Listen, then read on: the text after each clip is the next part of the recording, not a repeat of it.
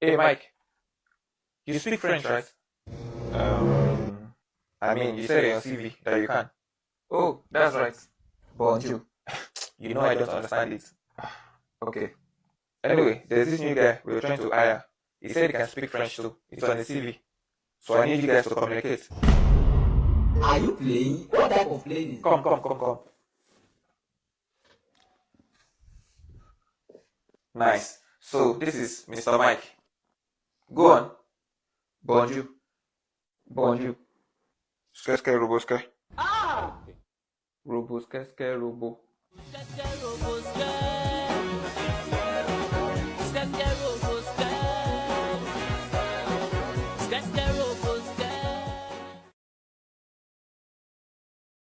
What is up, everybody? So, okay, it says there's an echo. I'm gonna play it one more time, right quick, and see if there's an echo on there. But let me go ahead and give a shout out to everybody who is up in the building. Thank you so much for tuning in to this live stream right now, and then shout out to all the people who are watching the replay. Thank you guys so much. All right, so let me go ahead and highlight you guys right quick. Because I see that we have somebody who has won the #1 spot. Shout out to Fridge for winning the #1 spot. Let me go ahead and give it to you right quick, bro. Coming for that #1 spot. All right, man. Appreciate you guys for tuning in. So shout out to Fridge for winning the #1 spot. Salute to Game Over. Appreciate you for coming in. Shout out to Wally. Said this is going to get interesting. Shout out to Titanium. What up, though? Leader is Detroit. I think Detroit says, what up, though? She here says there's an echo. So I'll play the video again in a second. And then Canis Lupus says GC approves. Gail at Night, shout out to you for tuning in. The #1 moderator, my superstar. Here, let me go ahead and give you the superstar right quick. I'll be your fan. I'll dedicate this to my superstar for a time.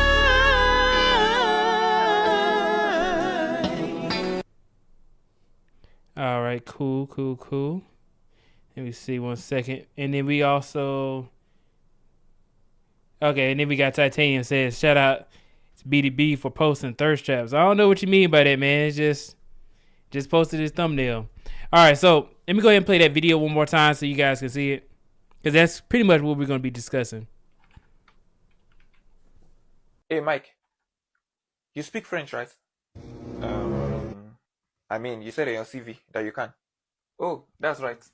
Bonjour. You know I don't understand it. Okay.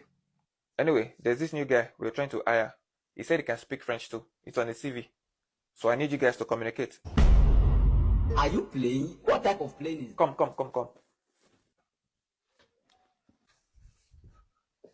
Nice. So this is Mr. Mike. Go on. Bonjour.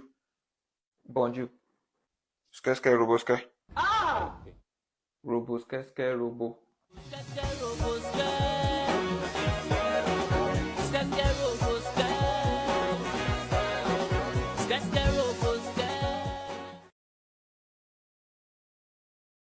All right, so hopefully you guys were able to watch that video. Essentially what the video was talking about is it is talking about not lying on your CV and or your resume. We're going to go ahead and get into it. And today's topic is talking about the tech bros versus the Manosphere. So essentially what happened is I went up on Citizen Lou's live stream yesterday and we were discussing some advice that we gave to Azriel. So shout out to Azriel, one of the people who have come up on the panel many times. You know, it's my boy. But we were giving him some advice on how to go about getting a job in the tech industry. He had been putting in a lot of work, going through these courses and studying up to be able to get his first job in tech. And we're trying to see him as we're trying to see him successful. So we want to be able to make sure that he is able to negotiate his salary, able to get the interviews, get the offers, get the jobs. So we gave him a lot of game and feedback on his current situation. So I'm going to play a little bit of Citizen Lou's live stream, and then I'll play what actually happened earlier today. I have not watched the full live stream of what happened earlier today on Bernard Riley's stream. All I heard is that after we gave our advice, they were talking shit about us. That's essentially what happened, and that's what I'm going to be reviewing today. After you give somebody some advice and then they start talking bad about you, I kind of wanted to see for my own self what was going on, and then it pretty much turned into the Tech Bros versus the Manosphere, because even though we both want to see black men succeed, we want to make sure that black men are successful within financially, spiritually, and then also physically. We want to make sure that everybody is at the best tip-top shape, so that way we can all go into this world together and be able to be successful as a group. But, sometimes that is not always what's going to happen, and it's not always the case, right? So let's go ahead and get into Citizen Lou's live stream from yesterday. And then we'll go ahead and get into what happened today.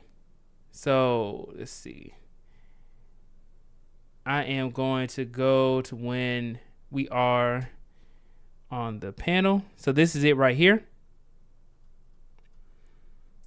So shout out to Citizen Lou for this. I'm going to play just this part of the live stream, and we'll go on to the next part. Get a higher offer later. Yeah. Now the only reason why you should turn down a job is skip ahead just a little bit too much. Be able to get more opportunities as opposed to this, because I spoke to a lot of recruiters. Matter of fact, I saw this one guy at Home Depot. I used to work for Home Depot. This guy who worked at Home Depot corporate, a black dude. I saw him at DevNexus and Connect.tech, and he was like, I was like, hey man, I saw you at the last two conferences. He said, did you follow up with me?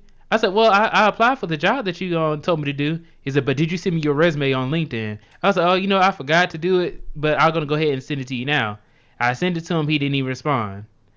But they tell you to go scan their QR code so that way you can apply for the job. But really, all they do is they try to send you marketing and stuff like that. Yeah, put you on their email list. Exactly. Yeah, that's pretty much it. Do they even connect you to recruiters? No, not even. I mean, that was a recruiter. Matter of fact, and this one actually got made me mad though. I kind of touched on this on my last live stream. I need to go ahead just a little bit. Let me go to where Keep It Techie is on the panel. $45 an hour. Okay, Ezra, that's cool. Hold on. Here we go. Right around there. Those are the junior developer jobs or whatnot. And those might be very seldom. People personally that started off at 45. So like I'm willing to wait a month. Ezra, let me tell you this right quick, man. But is that my very first? I'm when I first started off, my very first job, I made $10,000 less than my competitors, and I took it anyway because I needed a job. I was like, I'm tired of working in this warehouse. It didn't matter to me about, I'm making less than everybody else. I was like, shit, I'm trying to get a job in tech. So I ended up taking that job regardless. I was making like $65,000. And I'm just saying, because you may not be in that position where you need it like that. But back then I was like, I need to get into tech. I got this degree. I need to be able to make this money, take care of myself and my family. So it wasn't really about I'm trying to get the best possible. I'm trying to get something, and it was way better than everything I had before. See now, there are jobs that are paying 65 to 75. I've seen jobs, and here's the thing: I've seen jobs paying $85 an hour to do stuff like the basic stuff that I do. But I do SSRS, and I'm actually studying SSI. So I do SSRS SQL and Power BI. Like I'm not saying entitled, but like I'm willing to wait. Bro, I don't understand how you had that little laugh just there and you ain't got no experience. That was kind of crazy. Like all right, so to give some context to this, we are giving some advice to Azriel about getting into the tech industry. He has not had a job in tech yet, and this will be his very first job. But what he says is that he has taken these courses, he has studied, and then he's saying that he utilizes Power BI and SQL. And I'm trying to let him know that, hey man, you may have probably practiced with it and you have used it within, a lab, but nothing is going to really prepare you for an actual job other than getting experience. So if you guys heard, the overall situation is that he is trying to wait until he gets a position that is offering him, I believe it was $45 an hour. I believe it's between there, like $40 to $45 per hour. And I'm like, there's nothing wrong with going for a job that pays you more. But the thing is that you have to be able to get the offers. You have to be able to get the interviews. You have to go ahead and put yourself out there in order for you to be able to get more experience. So that way a $45 an hour job will come. Because they will not talk to you if you don't have this experience. We're going to play a little bit further on this live stream, and then we'll go on to the next one. I'm just keeping it real, bro. You got hubris, and you ain't got the experience, dog. Like, it's kind of. I know people that have that in less than a year of doing SQL, they got in a $50 job. What I'm saying is, I'm not saying, I deserve this, that, and the third, right? I can call them up right now. I know them, present them, and everything. What I'm trying to, I don't mind waiting for a week, for maybe 2 weeks to a month. It's not like I'm pressed for money, is what I'm trying to say too. In order to just wait to get a $50 or $45 job, like. Azriel, let me ask you this: a $50 to $45 job. Let me pull this up really quick. What is let's say $45 an hour annually. So this is what $45 an hour annually is $93,600, and I believe this is already adjusted after taxes. Snagajob.com is the calculator. So yeah, so you're making pretty much $100,000, a few $1,000s shy of $100,000. Now, with some context, he said he does live in New York, which is extremely expensive.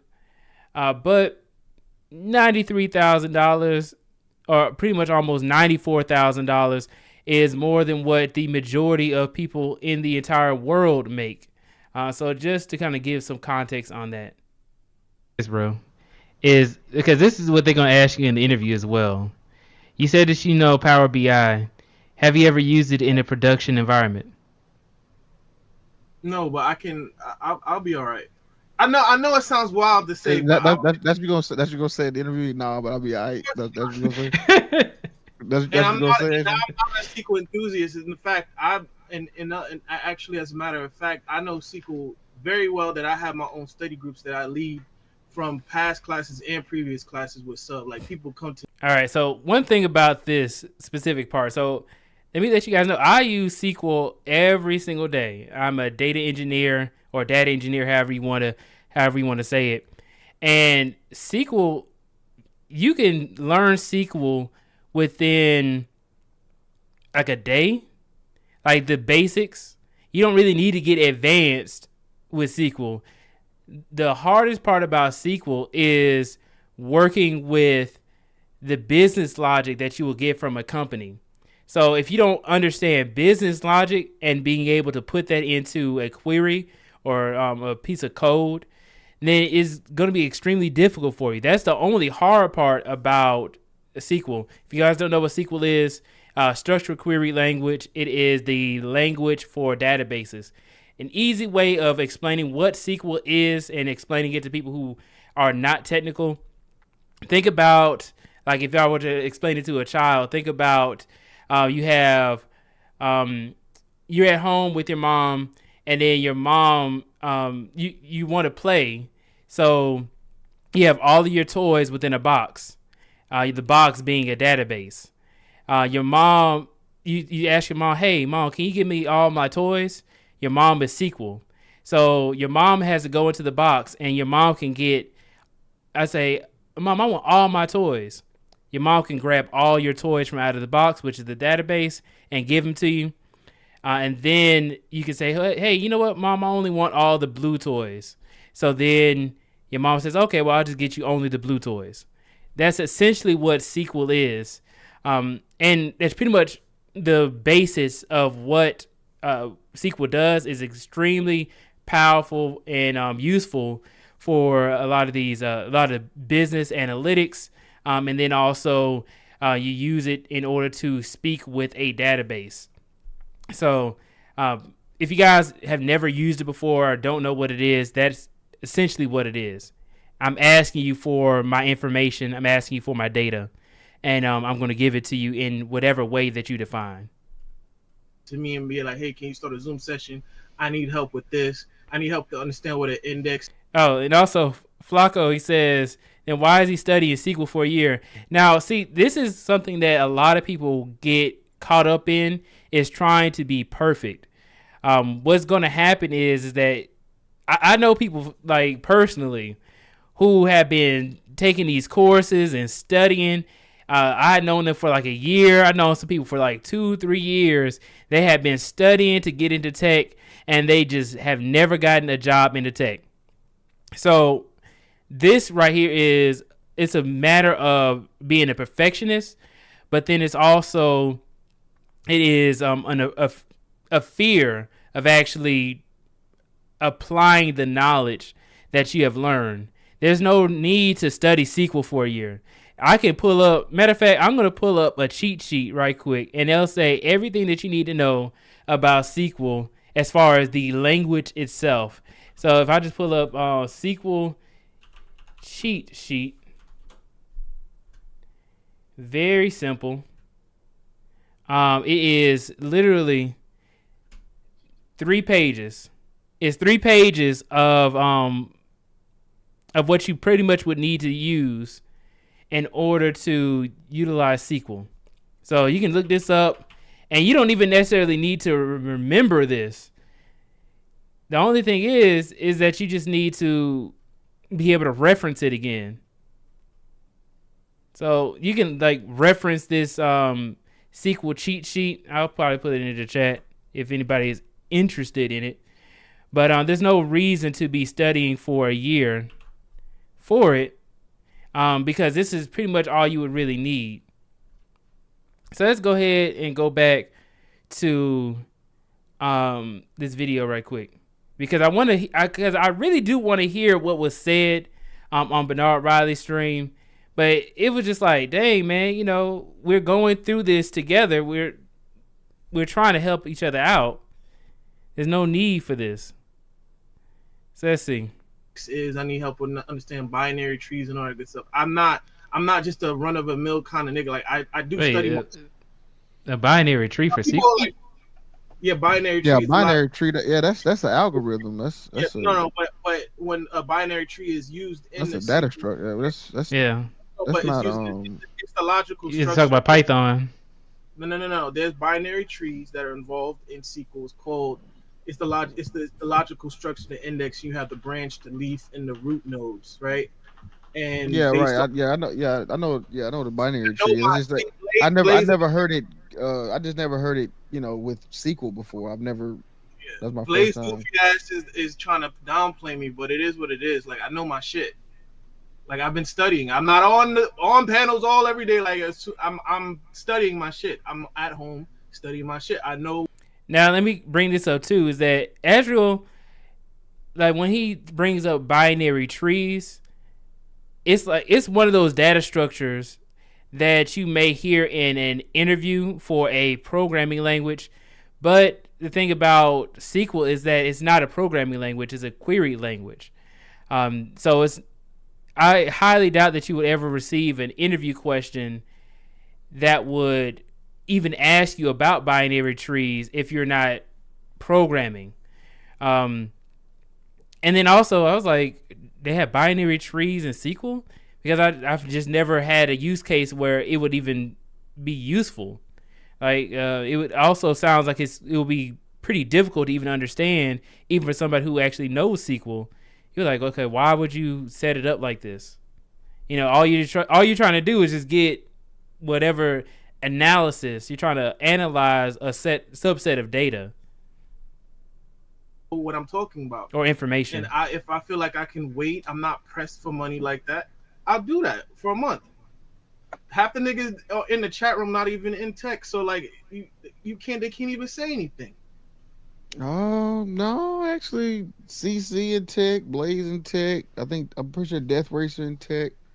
But they trying to sun me like they don't, like I don't know what I'm talking about. Broke Geniuses in tech. I might not have the most experience, but I know my shit. I mean, man, I don't know, man. I remember my internship, man. It was the only one I had really got offered, and I didn't get any. I had no other offer, and I just took it, and it ended up being the best thing I could do, man. I don't know. All right, hold on a second. So we got Azrael up in the chat. So he says, "Can you drop the link, because people act like I don't know what I'm talking about." So Azrael, I'll drop the link later on, because, man, I heard that you were just talking crap about us, and I just want to make sure.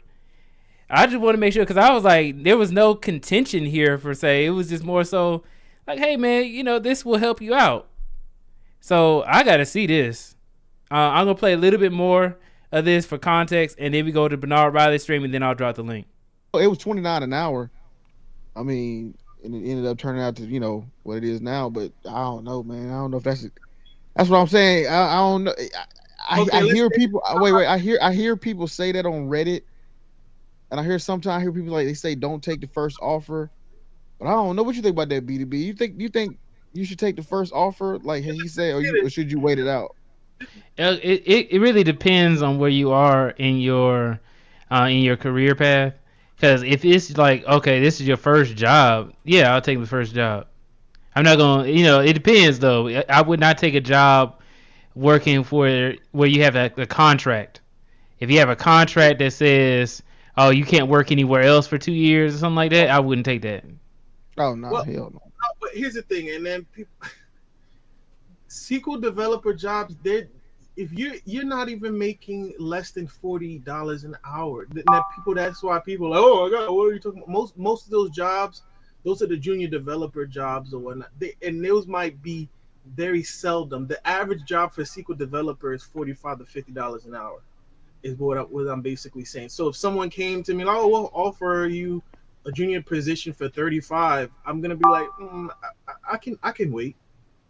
You know what, Ezra? I be forgetting you in New York, man. I was sitting there thinking like $40 an hour is pretty damn good. Like, big fact. I live in Atlanta. If you ask me about joins, if you ask me about constraints, if you ask me about database, the warehouse, store procedures. Yeah, store procedure. It's a special kind of code that you use. I know SQL triggers. So then let me bring this up too. So let's see. Ezra says that he is doing SSRS and SSIS. So let's see what that exactly is. Let's see. What exactly is SSRS? Because I myself have never heard of it before. So SSRS is SQL Server Reporting Services. So I don't really know what that is per se, but let's see what it is. Okay, so SSRS is a SQL Server Reporting Service, and then it looks as though it's SQL. So it looks like SQL. And then also, what is the other one? Let me see. SSIS. Let's see what is SSIS.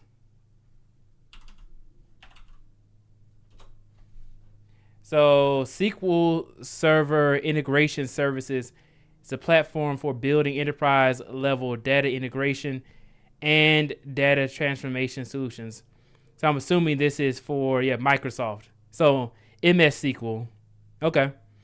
And let me break this down for you guys too. Is that there's so many different flavors of SQL, of SQL, however you want to say it. There are a lot of flavors of it. There's Oracle. There's a Microsoft. There's the Google version of it. You have MySQL, PostgreSQL. You have a whole bunch of different relational database SQL languages. And then you also have NoSQL database languages, such as Elasticsearch, MongoDB. You have a whole bunch of different ones. They even have one called CockroachDB, which is another NoSQL database. So you have these different flavors of it that all essentially do the same thing. The only thing different is that they are proprietary to a certain company, and one may have a different use case than the other, saying that a NoSQL database will be a low latency, meaning you can get your results faster than you would if you were to get it from a relational database. So that all right, and then Azure says, do me a favor, go to Indeed, type in how much they're charging for an ETL developer and SSIS. And I'm assuming that he's saying in Brooklyn, I believe Brooklyn, or in New York, right? So I'll pull that up after I finish with this. I kind of want to skip ahead a little bit to this part. 92, and that's what I'm saying. That's different. See, you're talking about negotiate. Okay, so that's what I'm saying. Question, no, that's different. No, what you're supposed to do is ask how much money do they have budgeted for this role. You're not supposed to really put out the number first. You just tell them unless you already got an offer and you want it higher than the offer that they presented, then you give them whatever number you want, right? Because you're leveraging the offer. But what I was gonna say, never give the price first. Yeah, you never really get a price first. That's not that's bad. Putting it up in the background. That's not necessarily. What I'm saying is talking about though. He fitted himself for the 35, and they were gonna give him 50 off of starting. I've seen jobs where all you needed was 2 years, and they would on career builders like 50, 60. What I'm saying is people get impressed because they just don't like me in the chat. All I said was, if someone offered me 35, I'm willing to wait for just 45, $10 difference. Like, it's not like I'm saying I want 6 figures off the bat, because it's really not 6 figures once you're taking in consideration New York taxes. All right, so let's go ahead and do this. All right, so he brought up how he's not asking for 6 figures, but let's go ahead and pull up. He asked us to look at the SSIS developer in Brooklyn and or New York, I should say. So let's go ahead and look at the amount of money. So $55 per hour. So that's even more than what he was looking for initially, being what was that, $45 an hour is how much a year? As $93,600. And then now the job posting says $55 an hour, which is $114,400 for a year. Let's go ahead and go back to the developer role. So it says this: $55 an hour to up to $60 an hour contract. Let's see what it says. Let me zoom in a little bit so that way you guys can read it as well.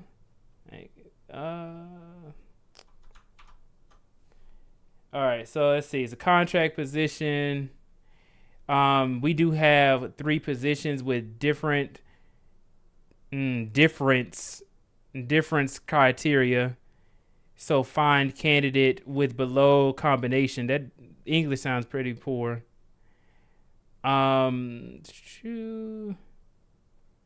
So it's asking you to have experience with Informatica, never heard of that before, and Tableau. So to help you with data visualization. ETL experience, standard point experience, never heard of that before. SSIS developer with SQL Server experience, 2015 to 2021. All right, so that is what this is asking for. It does not necessarily say has a senior and or amount of experience, but I kind of wouldn't really go for this job anyway. Oh, yeah, never mind. It does say you have to have 5 years of experience. So it's asking you for 5 years of experience within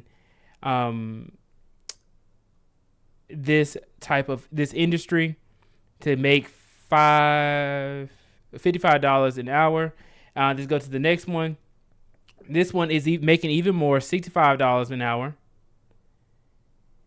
So this one is asking for 6 years of experience with SSRS and SSIS. But is asking for 10 years experience for the SQL Server, and all of these are required within the New York State. It's I think it's remote. Oh, it's hybrid. It's a hybrid job. And this one seems to be a little bit more legitimate than the other ones. Let's see the years of experience that they're asking for. It says it has paid training.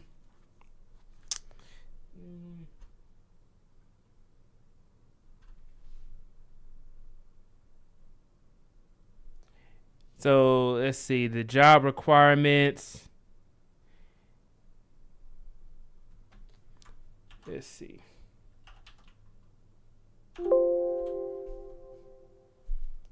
Okay.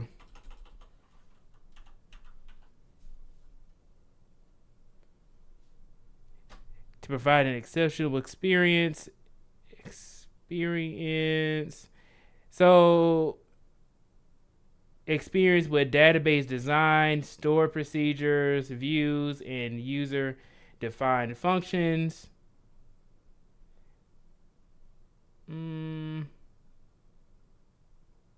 Yeah, so in essentially, right, it doesn't say the amount of years of experience on this one, but it does say the senior ETL/SSIS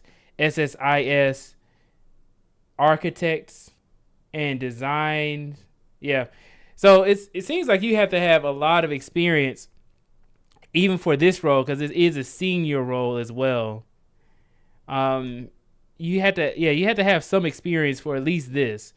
Honestly, I probably wouldn't even really focus too much in on this one. I only see 3 jobs within this area, within Brooklyn, New York, within 25 miles of Brooklyn, New York. 25 miles being a very long distance. That's like it's a pretty far distance from Brooklyn, and then these are like remote jobs, 100% remote. This one was hybrid, and then this one is fully remote as well. All asking for at least 5 years of experience. I would suggest that senior would be around 5 years of experience. I would not expect it to be anything less than that. I mean, you do have some success stories that, people get in as senior, with less than 5 years experience or whatever, but I don't really see it that often. You may see it on like a social media, some success story that happened. But yeah, I do not foresee this job being available to somebody who is just starting off. And nor would I tell people to even worry about this type of job as an SSIS developer. I've never heard of SSIS before, but it's just another flavor of SQL. Even if I were to look up, what was the other one that he looked up? ETL developer, probably the same kind of thing. ETL developer. And then you have a lot more jobs. Only thing is that it probably has like the same thing where they're looking for A Google Cloud BigQuery developer, $80,000 to $120,000 a year. Let's see. Let's look for experience, and I just want to see the years of experience. It says at least 2 years of proven hands-on experience with Google Cloud BigQuery. But that's not total experience. That's just experience with Google Cloud BigQuery. That's what I use. I use BigQuery for data warehousing. And it says experience level. You need to have 3 years of experience in the industry, but at least 2 years of experience, hands-on experience, proven hands-on experience with Google Cloud BigQuery. And 3 years of experience with Google Cloud Platform, and database development experience is 3 years. So yeah, you need to have some experience, man, before you can really get these types of jobs. And the sooner you start, the better it is. The better it is for you if you go ahead and get the job. I would not suggest anybody wait any longer than they need to. I will be dropping the link in a second. Let me finish playing this a little bit, and then I'll go to Bernard Riley's stream, and I'll drop the link when I'm playing Bernard Riley's stream. That's what people don't understand. Well, I'm just saying the way you kind of, you was pretty much like, oh, I ain't taking shit. I ain't taking that. How it came off, it was like, I ain't taking them shits. I ain't taking that first offer. I'm gonna wait until I get 40. That might be the New York in me. I apologize. I didn't mean to come across as too arrogant. I'm just saying, like. No, I'm just man. I just don't want you to be. I mean, No, we want you to be in that motherfucking. We want you to sign them offer sheets, man. We want you to get that money. What I'm saying is my friend Thanks. asked for 40, and they said we usually start people off at 50. And what I'm saying is, if he, and I have more experience than him, so what I'm saying is, if he's starting off, if someone's giving me 35, I'm like, I'll wait till I get something between 42, 45. I don't mind waiting. That's what I'm basically saying. But have you considered maybe the company that offered you that isn't the same as the company that he got offered at? Because I can give you 2 companies that have bid for me in my field of work. The other company gave way more because they have way different financial situation and leverage and leeway they can give with that position. It's very true. I don't know your name, but what I'm trying to say is, if you look at, you need a frame of reference to understand what the average salary is giving people. And this is why people are getting upset, because it's just me just being Azra. No, it's all right. Before we, okay, I'm glad this is the part that I wanted to kind of get to right here, is that he said we need to have a frame of reference for how much money people are making. Well, yes. So now we saw the frame of reference. We saw that they're making the minimum I saw for an SSRS or SSIS developer was $55 an hour. And that's the minimum that I saw. There's only 3 remote jobs within the Brooklyn, New York area that's posted within the Brooklyn, New York area. And then also we have the Google Cloud BigQuery developer, which does overlap with what I do. I'm not a Google Cloud BigQuery developer. I'm a data engineer, but it does seem to be pretty much like the same type of position with a different title. Making $80,000 a year minimum for that position, which is closer to a starting salary from what I used to make. I used to make 65 when I very first started. I make a lot more than that now. But when I first started, it was even less than that, but that was some years ago. That was like 5 years ago when I first started my first job in the industry. So, yeah, we got the frame of reference, but we also can't discount the years of experience that they are asking for, proven years of experience. And then what happens when you actually do get the position, right? Let's say that you go through the interview, you knock it out of the park, and then they tell you, oh, okay, well, hey, look, we are going to give you your first project, and we're going to make sure that you can do it. They're not going to give you any help.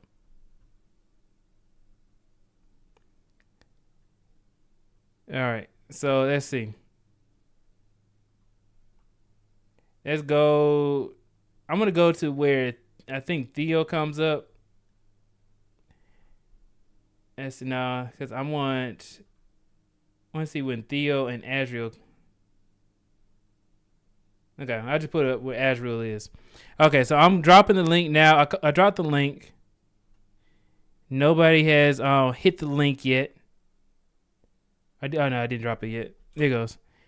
Here goes the link. I can put the call-in link. Let's go ahead and review Bernard Riley's stream, because I just want to hear what was said in order for me to kind of get some context. You see, Theo says, I have over 70 men certified and over 30 with over $100,000 in additional income. And that's awesome. But let's go ahead and see what it was said. Every program that there's going to be a 100% passing rate and everybody's going to be satisfied. Is that what you're implying? My trucking shit is guaranteed. Did I teach the families? That shit is 100% guaranteed. Nothing is guaranteed. Nothing is absolute in the universe. Nothing is guaranteed. Before I just realized, let me take this down and pull over the Zoom link. So, what is up, Citizen Luke? Can you hear me?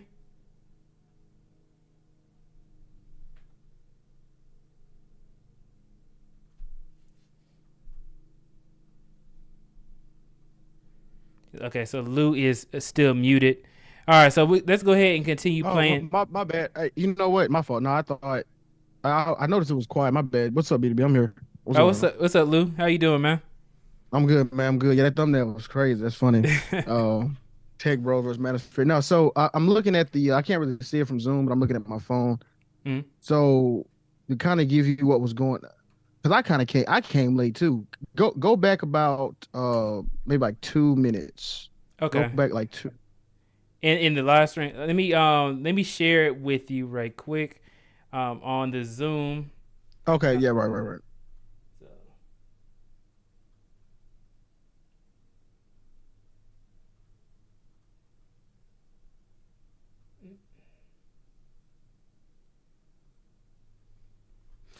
All right, are you able to see the stream?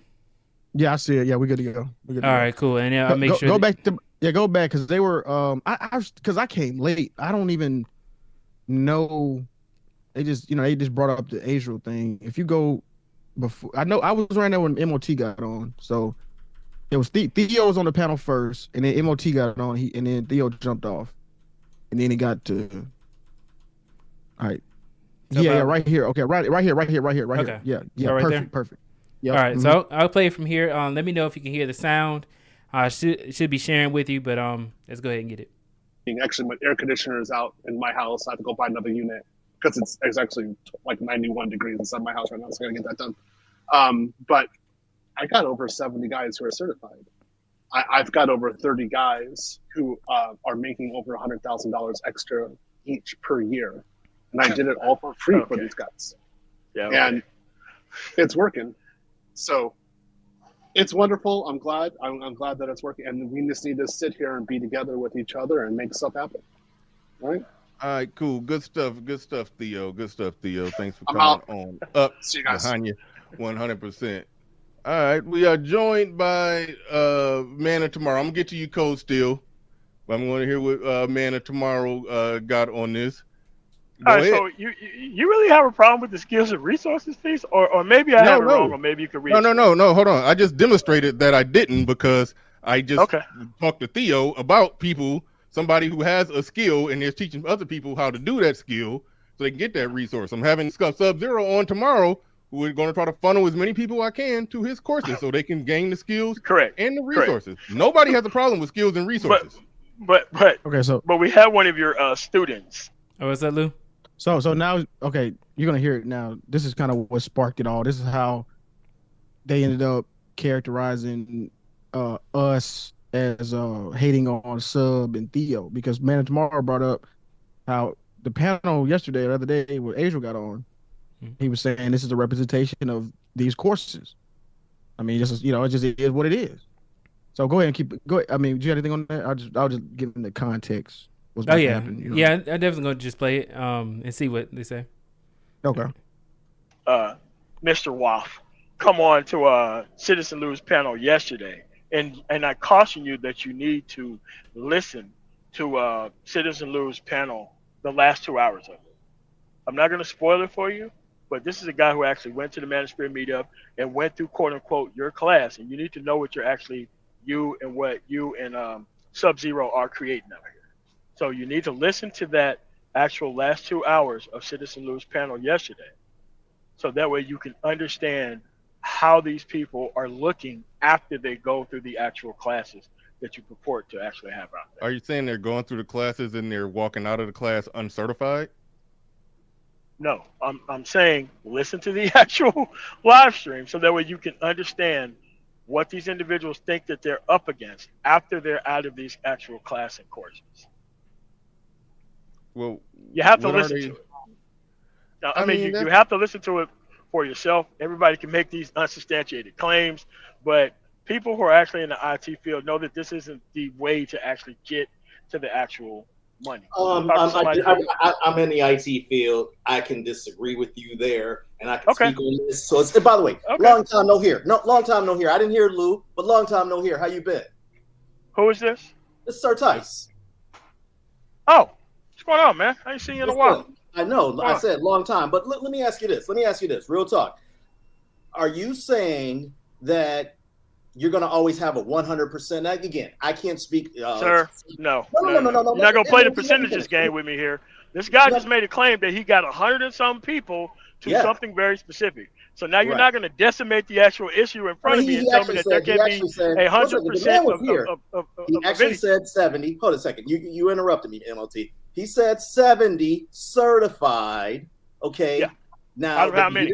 And he said, okay, it was 100 people that attended. Now, I don't know how many who took the class. But what you're saying is that basically because I'll just play with the math with you, MLT. Because let's just hypothetically say they're use Udemy and other certified programs that already have a definite type of result. I understand that you want a black solution to things, and that's not going to work. Are you gonna come on? I thought we were supposed to be respectful men. Let me finish. You'll get the floor. You'll get the floor. Are you saying that every program that there's going to be a 100% passing rate and everybody's going to be satisfied? Is that what you're implying? My trucking shit is guaranteed. Did I teach the families? That shit is 100% guaranteed. Nothing is guaranteed. Nothing is absolute in the universe. Nothing is guaranteed. Wait. Hold on, wait. Time out. Professionals can guarantee things.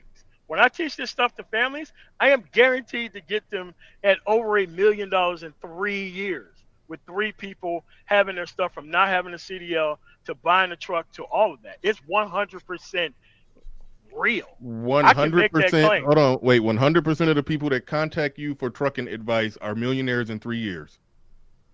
I said families. So here's the thing. If you want to prove me wrong, here's a way that you can prove me wrong. You can choose somebody from your audience that I will mentor, and I guarantee you they will have their own company and they will be 100% at over 6 figures in 3 years and be over $500,000 in 3 to 4 years and definitely over $1 million in 5 years. I can guarantee that. Can I ask a question, man? I can guarantee that. If that's hold on, wait, time out. MOT. If that's true, that is wonderful. And I just like I funnel as many people to Sir Tice, not to Sir Tice, but to Sub-Zero and Theo, then okay, then more people need to be funneled your way. Like join the party. Let's do that. Like nobody. That sounds like dirty macking, though. It really does. It sounds like dirty macking. Like what's going on here? Because it's like saying I'm more efficient at what I do than you are. It's like the point is that. No. But the point should be that you're allowing black men to get into careers. Feel dirty macked upon. If you cannot provide solutions that are actually tangible, that are actually verified, then feel dirty macked upon, sir. I don't care about you feeling that way. Azrael, hold on, wait. Azrael and MOT. It sounds like that Theo and Sub-Zero are providing things that's beneficial and helpful in getting results. It just sounds like MOT is making an argument that he gets better results. But still, that's not a knock against somebody. The person who can make 80% of their free throws is still. What's that, Lou? I just want to point out, right? Mm-hmm. The only reason why MOT had brought up the 100% guaranteed is because they were saying nothing is guaranteed. He wasn't dirty macking saying, my shit's better than y'all shit. That's where they started mischaracterizing. This is where it started. I'm sorry, I didn't mean to cuss. I'm sorry. This is where it started to manifest, right? Mm-hmm. Now they're trying to say MOT was saying his course or whatever, his mentorship is better than Theo's or Sub-Zero. That's not what he said. The only reason why he brought that up because they were talking about 100% guaranteed. Am I right or wrong? Did you hear that too? Yeah, I heard that too. Yeah. Right. So that's now you're about to see where it goes. They're honing in on this point and they're gonna stay with it. So I just want to say that real quick. Okay. Yeah, because I did hear the 100% guarantee that the people that he mentors will be able to achieve, or their families will be able to achieve that millionaire status, $1 million status. So, let's see. I don't really know too much about MOT. Who still got a good free throw percentage, even though he's not as good as the person who shoots 97% from the free throw line. That's why he's saying is. That's why he's saying it sounds like dirty macking and just saying. No, it doesn't. Like every time I hear dirty macking, it's just somebody who I shouldn't even be trying to listen to. Trying to use these terms about dating and relationships. We're talking about real and tangible things and getting people to actual money. Hold on.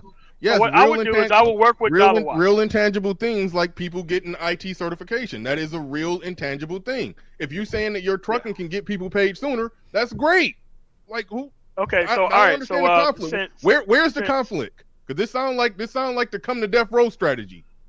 Yeah, okay, whatever. But at the end of the day, there are tangible things out here. There are better ways to go by this. And listen, everything is behind the scenes. There's really nothing out in the open. Agreed. Like, come on, man. All right. So since Dollar Washer and Imagine Eagle, who I'm not gonna help, but Dollar Washer I will help. So I will work with this guy. And I will help him if I think he's already in the trucking field already. So I think he'd probably be easy to work with. But we'll do that. Okay. But you're under the assumption that everyone wants to trucking, which is the issue. No. And on top of that, Dollar Washer is already a trucker, bro. No. But you said what I'm saying is. So I mean, that has literally nothing to do with what he's trying to say.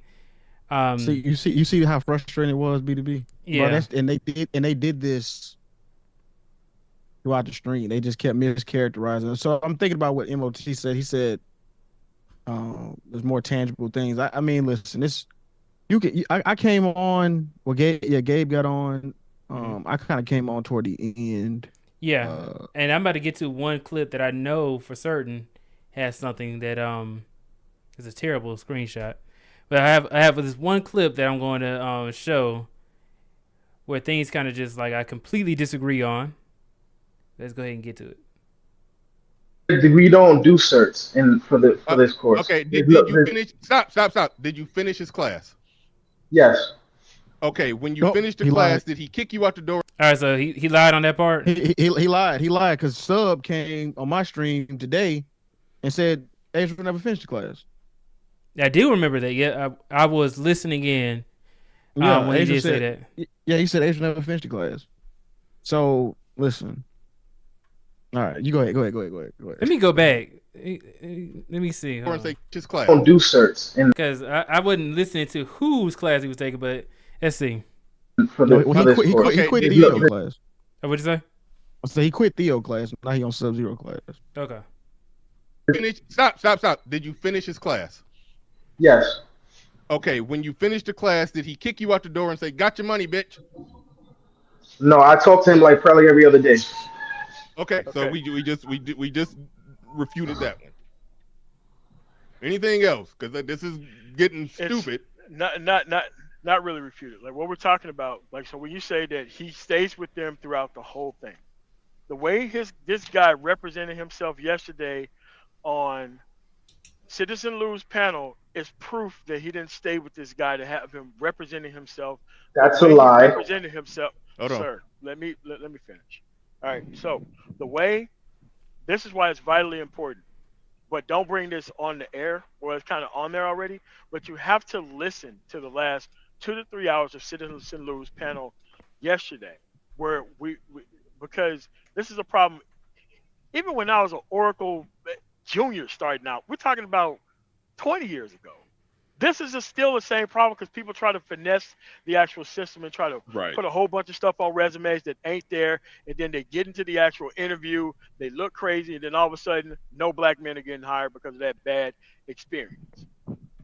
We're trying to cut corners, right? We're trying to find the Bernard, do you know these dudes lied on me and said that I said, and MOT said I said it in his chat that I was a database administrator, and I said I wasn't. And he was like, "I'm hold on. Real quick, before you address that, do we have any evidence that Theo or Sub are telling people to lie on their resume? No, but this is one of the students. Hold on. Just to be clear, I am going on record to tell people, brothers, lie on your fucking resume. Have no shame about it. Everybody else is doing it. If you want to stay competitive, lie on your fucking resume on each and every single thing that a nigga can't prove. Lie on that shit. I said it. Yeah, that's goofy. No. Game changer. That is not goofy. Absolutely is terrible advice. Nobody ever take that. Terrible advice. I mean, like, there's out of everything that I probably ever heard, probably one of the worst things I've ever heard. Like, oh yeah, lie on everything that he can't prove. And it's like, it's not even like we really know who Game Changer is. He's just some guy giving advice to somebody that could potentially ruin their life, or at least their career. Man, listen. Yeah, when he said that was crazy. Yeah, I mean, I'm like, bro, that's crazy. Like I said, I mean, oh man, that was wild, man. Yeah, man. I mean, and then there was one part that I heard when Gabe finally came up. And I don't understand why people dislike Gabe. I mean, like, I understand Gabe be like going in on the panels and stuff like that, but no, we broke it down. We broke it down. I mean, yeah, it's like Gabe has a that somebody said Gabe has that voice of the dude that fired him. They said that Gabe represents every supervisor that fired somebody. So like when Gabe says it, when Gabe was doing this, they feel as though they get traumatic flashbacks to getting fired or getting a performance review. They said that's why Gabe get it. And I don't know, man. It's crazy. I feel you on that. Yeah, Gabe definitely does have that type of voice, but he also is somebody who hires people, so kind of one of those things. I'm sure. Yeah, Gabe would help a lot of brothers out. He helped me out. So. Yeah. So you kind of see what's going on. That got pushed. I don't know. No, I mean, I don't remember anybody saying don't go to Theo's free course. Okay. Anyway, and we didn't even bring up you wouldn't even say Sub's course name. Like, you wouldn't even, you know what I'm saying? Like, it didn't even come up. Like, yeah, I played a good chunk of the video from your live stream yesterday, and we never even brought up anybody's name during like the portion that we played. We were just more so just talking about, like, okay, you studied, this is what you know, go ahead and apply the knowledge that you've acquired over a year, and then get the job. But see, this is what's funny though, right? Let's be honest. Well, if you don't know, Azrael was kind of playing on the perceived or current or former beef that Sub and Gabe had regarding this. Regarding this. So, yeah, I would say, yeah, Azrael in the chat saying MOT said not to go to them because they're grifters. So they don't believe in what they're saying. Is that what he's more so trying to say? That doesn't make any sense, though. If they're IT professionals, why would they be grifters when it comes to IT? Well, I remember we brought up, I think it came up. They were saying like Theo don't have like a course, like a YouTube channel. Mm. You don't have like any, like, you know what I'm saying? You don't have like anywhere on anywhere on the internet where he's like giving out information. So I guess it could look like if you're if you're selling courses in a black manosphere, and it's just kind of, you know what I mean? I mean, this space, if you're selling it's like courses like that, I mean, it can come off in some grift shit though. I don't know how Theo could be grifting because his course is quote unquote free. I don't know. But Sub, I can see how they could say, how people would think that. Because if you got, if you have like if you got like a channel about Linux, about programming or whatever, you have. I mean, that makes sense because you're giving it out, but you're not really giving it out. I don't know. That's where I can see where people can get that from.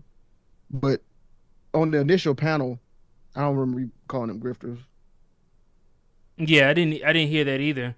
I mean, of course, I didn't play through the whole. What was it? 5 hours for your live stream? Was it almost 4 hours for this live stream? And then we did the live stream earlier today.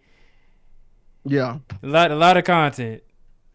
Yeah, and it's just. I think this is the part. I think this is Gabe right here. Let me play just this part a little bit. Lucky enough to network with people that were under Theo. I was able to network with people. I'm sorry, this is him talking about the Manosphere meetup. Let's go back. Perfect. Okay, I had to turn my volume down. My bad. No, what I'm saying is my testimonial is that. So the premise of the conversation was, do black men help other black men get into IT? And that's when I said, well, it all depends on your focus group. I said, for example, I was lucky enough to network with people that were under Theo. I was able to network with people under Sub. Now I have networks with people that eventually they didn't necessarily go the AWS route that Theo's doing, but they became Scrum Masters, right? I'm able to network with them and do certain things with them. Now I'm able. The prime example with Sub's group.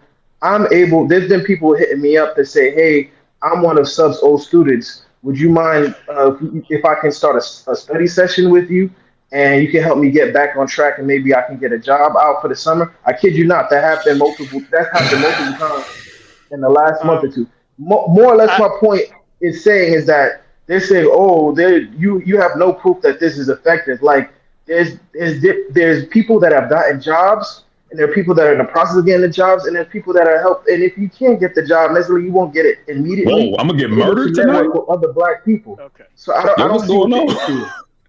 Why you put that up? Now you thought that was cool. You thought that was cool. All right. Okay. I took it as. Let me see what was put up. Can't get the job necessarily, you won't get it immediately. Whoa, I'm gonna get murdered tonight. With other black people. Okay. So I don't what's see going on. Why you put that up? Now you thought that was cool. You thought that was cool. All right. Okay. I took it as metaphoric. I took it as rhetorically. Yeah, you would. But here's the thing. Me and Gabe have our issues, but Gabe was a part of that conversation yesterday, and that's not what you was displaying yesterday. The issue that I displayed yesterday was that I had confidence. There's no reason to lie about that. What am I lying about? Azrael, what was it that you were saying yesterday? Everybody not gonna be able to go back and watch it. Okay, here's the thing. Stream on Citizen. On a technical stuff, I said the requisite skills that I've learned. I wouldn't settle for a $35 job. I would settle for something more for $45. I said I'm willing to wait a month if it means I can get out, if I could hold out to get a $45. And in all three of those jobs, see, that was another thing that kind of didn't make any sense. I was like, when he asked me to look up on Indeed for SSRS developer, and there was only 3 jobs for it, and they all were making like $55 an hour, and all asking for like 5 years of experience. Made absolutely no sense. Those jobs are just out of the experience range. Job instead of a $35 job, and they were like, "Who are you to believe?" You're so delusional. You sound like Keisha. Like you're arrogant to believe that you just got out of this course and you believe you you can make $45 an hour just starting. And I'm like, I know multiple things, and I live in New York, and I know how much like car insurance costs, and then to be able to drive certain places, this cost of living where I live is higher. So that would have to reflect in terms of my needs, and that's all I pointed out. And I said I was willing to wait a month, and they were like, "You're delusional. You should take any job that you can get." And I'm like, "That's not having an abundance mindset." I'm like, "I'm good. I don't have money issues. I'm willing to wait a month if need be." And the thing that we tried to bring up, Wait, hold on, real quick, Gabe. What was wrong with what he said right there? No, because he's misrepresenting. I'm going to tell you why. Go ahead. Here's the thing. I'm not going to say anything. Gabe is going to clean up the point because me and Gabe was on the panel when this was happening. So let me. And you misrepresented what I said. Hold you said that I was Wait a minute. We're gonna let them explain it. You laid out what you said. They gonna let them have it. Let them lay it out for a second. That was one half of the conversation. The other half of the conversation is you had no experience. And the things that you were bringing up as experience and offers were not things that you were personally doing. You don't have any experience. You need to take all the experience that you can, regardless of income level. If you have your money straight, there shouldn't be a problem with you actually getting into the actual field, then actually 2, 3 months, 6 months later, turning it into a $40 or $45 an hour type of thing. You kept making these claims that you were a part of something that you clearly were not a part of. A lot of people watched that live stream yesterday, and you clearly know that this is not the same. And you know me and Gabe disagree on a lot, but what we were not, we were both so there. Did you guys not say I should just get anything I want, and that the tech field is changing because of the economy, and it's about to be a recession? Wait a minute. Time out. If I heard everything the MOT said correctly, it sounds like he's saying that Azrael oversold what he was qualified to do. How was that exactly a knock on Sub-Zero and Theo's IT courses? No. Just because... And we never really... Lou, remind me, did we even bring up the course yesterday? No, you know what's funny? I will say this, right? In the midst of the whole situation, I do remember us saying like, damn, is this what they teaching in the course? We need to get on that shit, right? Remember we were saying like how much confidence that he had, and we were like, bro, like this is crazy, and the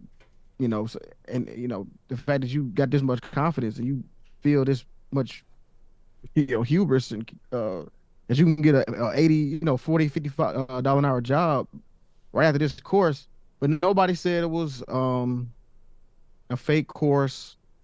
And then the resume thing came up, and I know Gabe and Sub they had a falling out over that because Gabe's 100% not doesn't agree with lying on your resume, and then Azrael kept insinuating like, oh yeah, I'm good on the resume, I'm straight.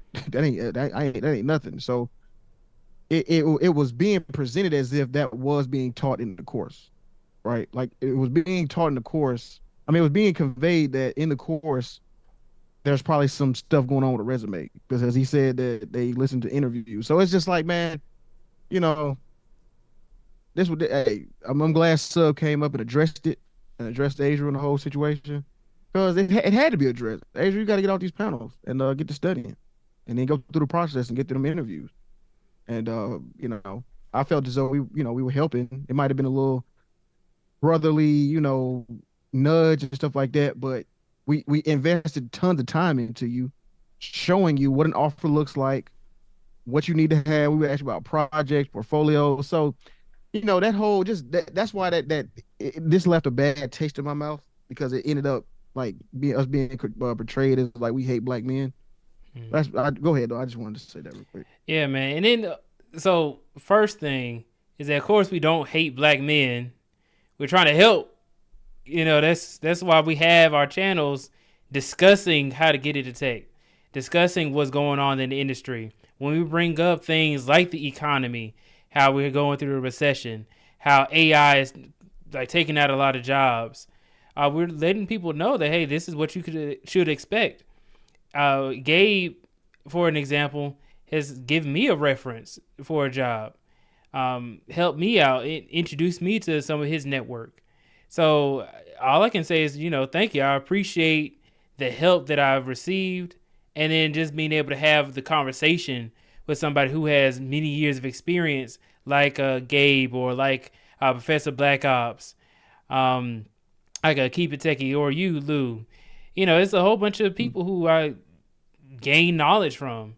As a black man, it's invaluable, and then I can hear it in a way that I can digest the information and be able to move forward with more confidence in myself and in my abilities.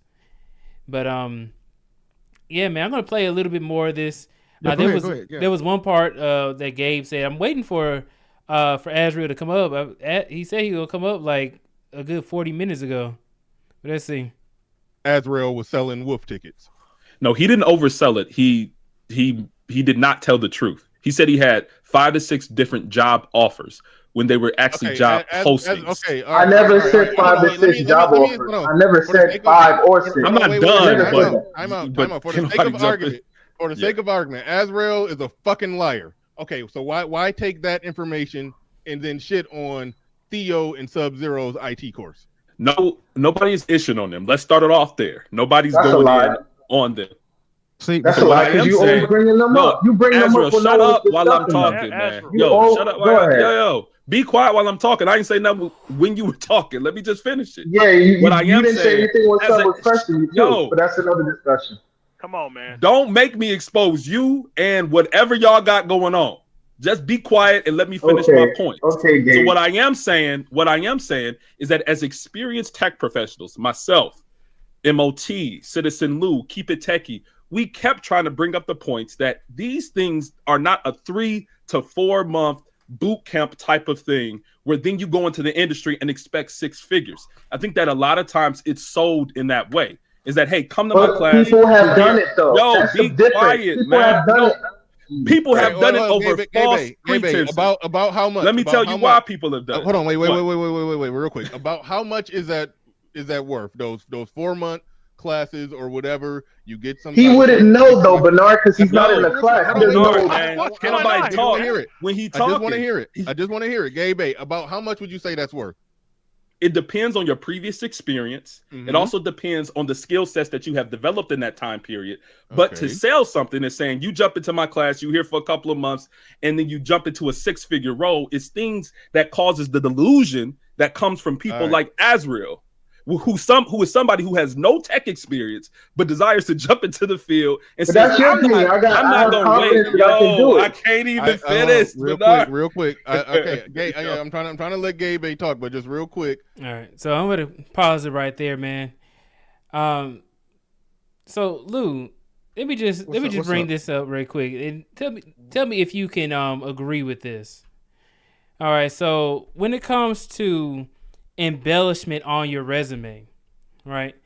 Now, things that people can do to make your resume stand out a little bit more is maybe use numbers. That's probably one of the easiest ways of getting people more interested in your resume, is by saying something like, oh, I worked on a project that touched 5,000 users, or something like 5,000 users use this program and or application that I worked on.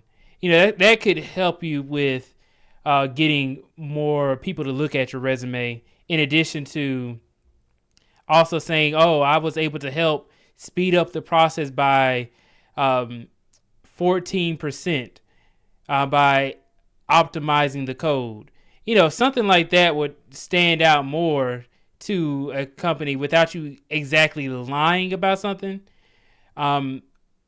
such as this. Because I went through a interview one time, and every single programming language that I had ever used before, even throughout college, whatever, through just a project that I did, I put up on my resume. And I had one person ask me every single language that I said I knew on the resume, they asked me about. So I said I knew JavaScript. I have used JavaScript before, but I did not know it in a way where I could use it in a production environment. They asked me to go up on a whiteboard and write out some JavaScript code, and I did not know how to do it off the top of my head. Same thing for like I know Java, but they asked me about it, but I hadn't used it in so long, so I was not able to remember it off the top of my head. So things like that, you want to avoid putting things that you may have some familiarity with. You want to have something you're more focused in on, as opposed to just pulling up anything. What do you think about that, Lou? I talked about that too. I'm glad you said that. Like, I know, for example, like Java and C# are, in my opinion, similar. So, and I actually prefer C# over Java. I have more experience with Java than I do C#. Like, if I were to do a channel, I would probably just do like, I would just do a C# channel or .NET. And I just kind of, because they're similar, right? So I would, you could say that I would put them both, like, knowledge of Java and C# because they're the same, right? They're kind of the same design, same, Yeah, both based off of C. They're both based off of C, exactly. Remember, C# was supposed to be better than Java. It's like, and it is. Mm-hmm. So I was just getting at that in certain way like that. Also, like, I would probably, I don't have a problem if you, like, let's say you ended in October, but you said you ended in like January or something. You know what I mean? You might add some months or something to kind of cover a gap. I don't necessarily have a problem with that. I have a problem with just blatant, just egregious. Like, I mean, that's just like saying you got 4 or 5 years of experience or something like that. Now, Adrian, you didn't claim, quote unquote, say this, but I'm just saying, though, I do have a problem with that, because, you could have, like, lied your way in, somebody else could have got it. But it is what it is. Yeah, so I'm not, like, totally, I get what you're saying. I'm with that, like, making your resume look prettier, like adding the keywords, you know what I'm saying? Because, like, if I'm actually looking for a specific role, I'll put them keywords in there, like Docker, Kubernetes. I got a call today about Kubernetes, as a matter of fact. That was funny. Mm-hmm. About Kubernetes. So I, just sprinkle that into a resume or whatever. And then if you can't convey the experience you got to the recruiter or, or the hiring manager, whatever, we'll get the job. So it is what it is. Exactly, man. Also, we got Maximilian up in the building. Maximilian, how you doing, man? Hey, how's it going, BDB? Just listened in. Also, a crazy show with Bernard. I didn't know all that happened. Mm-hmm. Mr. Tech Bro little beef right there. That was interesting. Yeah, they have some tech beef that's been going on for, I'm gonna say, Lou will probably know more than me, but I would say like 2 years now. Okay. Mm-hmm. So yeah, it's been going back and forth. With like Gabe and Theo. They never liked each other since I've been in this space or known Bernard or known the panels. So, yeah, man, I just thought that it was just kind of interesting to see that we were giving advice, trying to help people out, and then to be mischaracterized as if we're bullying somebody or talking down on their abilities. But the thing is that, hey, you have to prove that you have the abilities that you say that you have. Just same thing in my example. I had to prove the abilities that I had in an interview. But right. Maximilian, what did you want to add to the topic? So I've just been kind of listening and like off and on it, but it seems like the main like kind of discourse, right? It's like whether or not to like, have you guys been talking about like, is it okay to like lie on your resume or something? Like, is that was kind of like what's been the that's what we were discussing. Debate. Yeah. So I always say like never put anything on your resume that you're not ready to talk about. So whatever that means for you, what that means, But like you said, BTB, like, if you got JavaScript on your resume and you haven't written JavaScript in 10 years, just don't put it in because it's fair game. Whatever you put on your resume, it's fair game for the interviewer to ask you about. And if you don't know it, then that's on you for claiming that you know something that you don't. Because and it really depends on like what company you apply to too, right? Because like I know for the big tech companies like like Microsoft, Amazon, and Facebook, like they'll do a background check and they'll like confirm that like you worked at the places that you've claim to have worked at on your resume. So if you're saying, you worked here and here and you have all this years of experience on your resume, and then let's say you somehow get the job at these companies, and they're going to run the background check and they're going to call these places to confirm that you were an employee at the employer that you specified in the resume, and they're going to realize that you lied, and you're probably going to get the job offer recited because of you lying. Because why would they want an employee who lies, especially so early in your career? Mm-hmm. Yeah, like there's a lot of people who do it even outside of tech. People who lie on the resume all the time, saying that they have a degree, right? And then all they have to do is just look it up. And now all of a sudden, okay, well, hey, you lied about this. So even if you have a reference, you can get canned for that. Like if you say that you have 5 years of experience, like how they were looking for the SSRS or SSIS developer role. Oh, you have 5 years experience? Okay, cool. Well, let me give you a project to do. That first project is going to be extremely difficult. And then they're going to rush you to do it within the first week.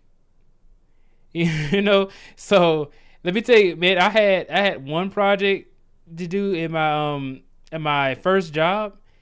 I didn't know what I was doing. I had the degree and everything. I had the credentials. I ain't lie on my resume, but because I just had never been in a production environment before, didn't know what I was doing. And it took me to have to speak with people, ask for help, and then also pull back from the notes and the studying I've done over my career in school, that I was able to actually finish my project. But if you have no experience at all, you have no degree in technology or anything like that, no connections, it's going to be extremely difficult, especially if you're lying. We got Azriel up in the building. What's up, Azriel? How you doing, man? What's going on? So I want to address something. First and foremost, all right, with the resume thing, right? Mm-hmm. In this book, I get it. Everybody wants to do things according to the books. I've had my first job that I had. You know what it was doing? I was working it was an oil company, and I got it through my aunt. What do you think she did? I was straight out of high school, maybe had like 2 semesters in college. She helped me with my resume. As a matter of fact, not only did my aunt do it, my uncle's wife, which is basically my aunt by marriage, she helped my resume to make it look acceptable. So everybody's kind of morals is different, but here's the thing: I had no kind of references. I was struggling to get work when I was coming out of high school, right?